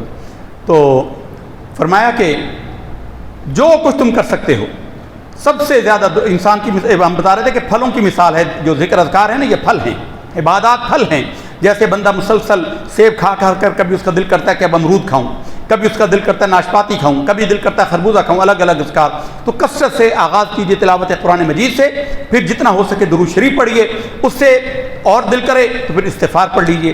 مختصر اور جامع ترین جو استغفار ہے وہ ہے استغفر اللہ و اتوب الیہ. ہمارے پنجابی بھائی جو پنجابی بولنے والے وہ پڑھتے ہیں استغفر اللہ و اتوب علیہ. علیہ پڑھنا، علیہ پڑھنا وہ بڑا غلط ہے، اس کا معنی بہت غلط ہو جاتا ہے. الیہ، اے اللہ میں تیری طرف رجوع کرتا ہوں. سرکار دو عالم صلی اللہ علیہ وسلم نے فتح مکہ سے پہلے اپنے صحابہ کو بتایا. صحابہ کرام نے جب اس کو پڑھا، آپ نے فرمایا کہ تمہیں مبارک ہو. حضرت موسیٰ نے اپنے قوم پر یہ جملہ پیش کیا تھا، انہوں نے اس کو تبدیل کر دیا. 40 سال میدان تیہ کے اندر وہ خوار ہوئے، اور تمہیں میں نے پیش کیا، تم نے اس کو پڑھ لیا. میں تمہیں فتح مکہ کی خوشخبری دیتا ہوں. کوئی حاجت آ جائے، استغفار کی یہ بھی قسم ہے. استغفر اللہ کامل اور جامع ترین یہی ہے، مختصر، کامل اور جامع. استغفر اللہ و اتوب الیہ. کہ لوگوں کو کہا جی استغفار پڑھو، وہ کہتے ہیں نہیں سارا دن پڑھتے. پوچھا کیا پڑھتے ہو؟ کہتے ہیں استغفار استغفار استغفار استغفار. استغفار کا تو مطلب ہے مغفرت طلب کرنا، کی تو نہیں تو نے. استغفر اللہ کا مطلب ہے کہ میں اے اللہ تجھ سے مغفرت طلب کرتا ہوں. اور کامل یہ ہے کہ واتوب الیہ، تیری طرف رجوع بھی کرتا ہوں. استغفر اللہ و اتوب الیہ. استغفر اللہ الذی لا الہ الا هو الحی القیوم و اتوب الیہ. فرمایا کہ 3 بار صبح اور شام جو یہ پڑھ لے، سمندر کی جھاگ کے برابر گناہ ہو سارے اللہ معاف کر دیتا ہے. استغفر اللہ العظیم الحی القیوم لا الہ الا انت، یہ بھی استغفار ہے. لا الہ الا انت سبحانک انی کنت من الظالمین، یہ بھی استغفار ہے. غرض ہے کہ استغفار کی جتنی قسمیں ہیں وہ سارے کا سارا استغفار ہے. اور پنجم کلمہ استغفار ہے، سید الاستغفار بھی ہے. اللہم انت ربی، کسی کے پاس کھلا وقت ہو، استغفار کا صیغہ بدلنا چاہتا ہے منہ کا ذائقہ بدلنے کے لیے. اللہم انت ربی لا الہ الا انت خلقتنی وانا عبدک وانا علی عہدک ووعدک ما استطعت اعوذ بک من شر ما صنعت وابوء لک بنعمتک علی وابوء بذنبی فاغفر لی فانہ لا یغفر الذنوب الا انت رب اغفر وارحم وانت خیر الراحمین اللہم انک عفو کریم تحب العفو فاعف عنی. یہ سارے استغفار کی قسمیں ہیں. جس صیغے کے ساتھ چاہیں استغفار کی کثرت کریں، اور یقین رکھیں آپ صدق دل سے پڑھیں، اللہ کی رحمت فوراً معاف کر دے گی. آج کی رات کا تو خاص پیغام یہ ہے، اللہ کی رحمت پکارتی یہی ہے کہ ہے کوئی مجھ سے مغفرت طلب کرنے والا کہ میں اس کی مغفرت کروں؟ حل من مستغفر اغفر لہ، میں اس کی مغفرت کر دوں. تو آج کا دن تو اللہ سے مغفرت طلب کرنے کا ہی ہے. قرآن مجید کی تلاوت، استغفار، درود شریف، اور جتنے توفیق و نفل. اور نفلوں میں یاد رکھیے کہ جس کے ذمہ فرضوں کی قضا باقی ہو اس کے نفل قبول نہیں ہوتے. اسے چاہیے کہ فرضوں کی قضا ادا کرے، اللہ تعالیٰ اس کو نفلوں کا ثواب بھی عطا فرمائے گا اور اس کے فرض بھی ادا ہو جائیں گے. اللہ تعالیٰ سے دعا ہے کہ ہماری اس حاضری کو قبول فرمائے. ہم دعا کرتے ہیں کیونکہ بہت سارے لوگوں نے دعاؤں کے لیے کہا، اس کے بعد ہمیں جانا ہے. اللہ تعالیٰ سے دعا ہے کہ جو کلمات ہم نے کہے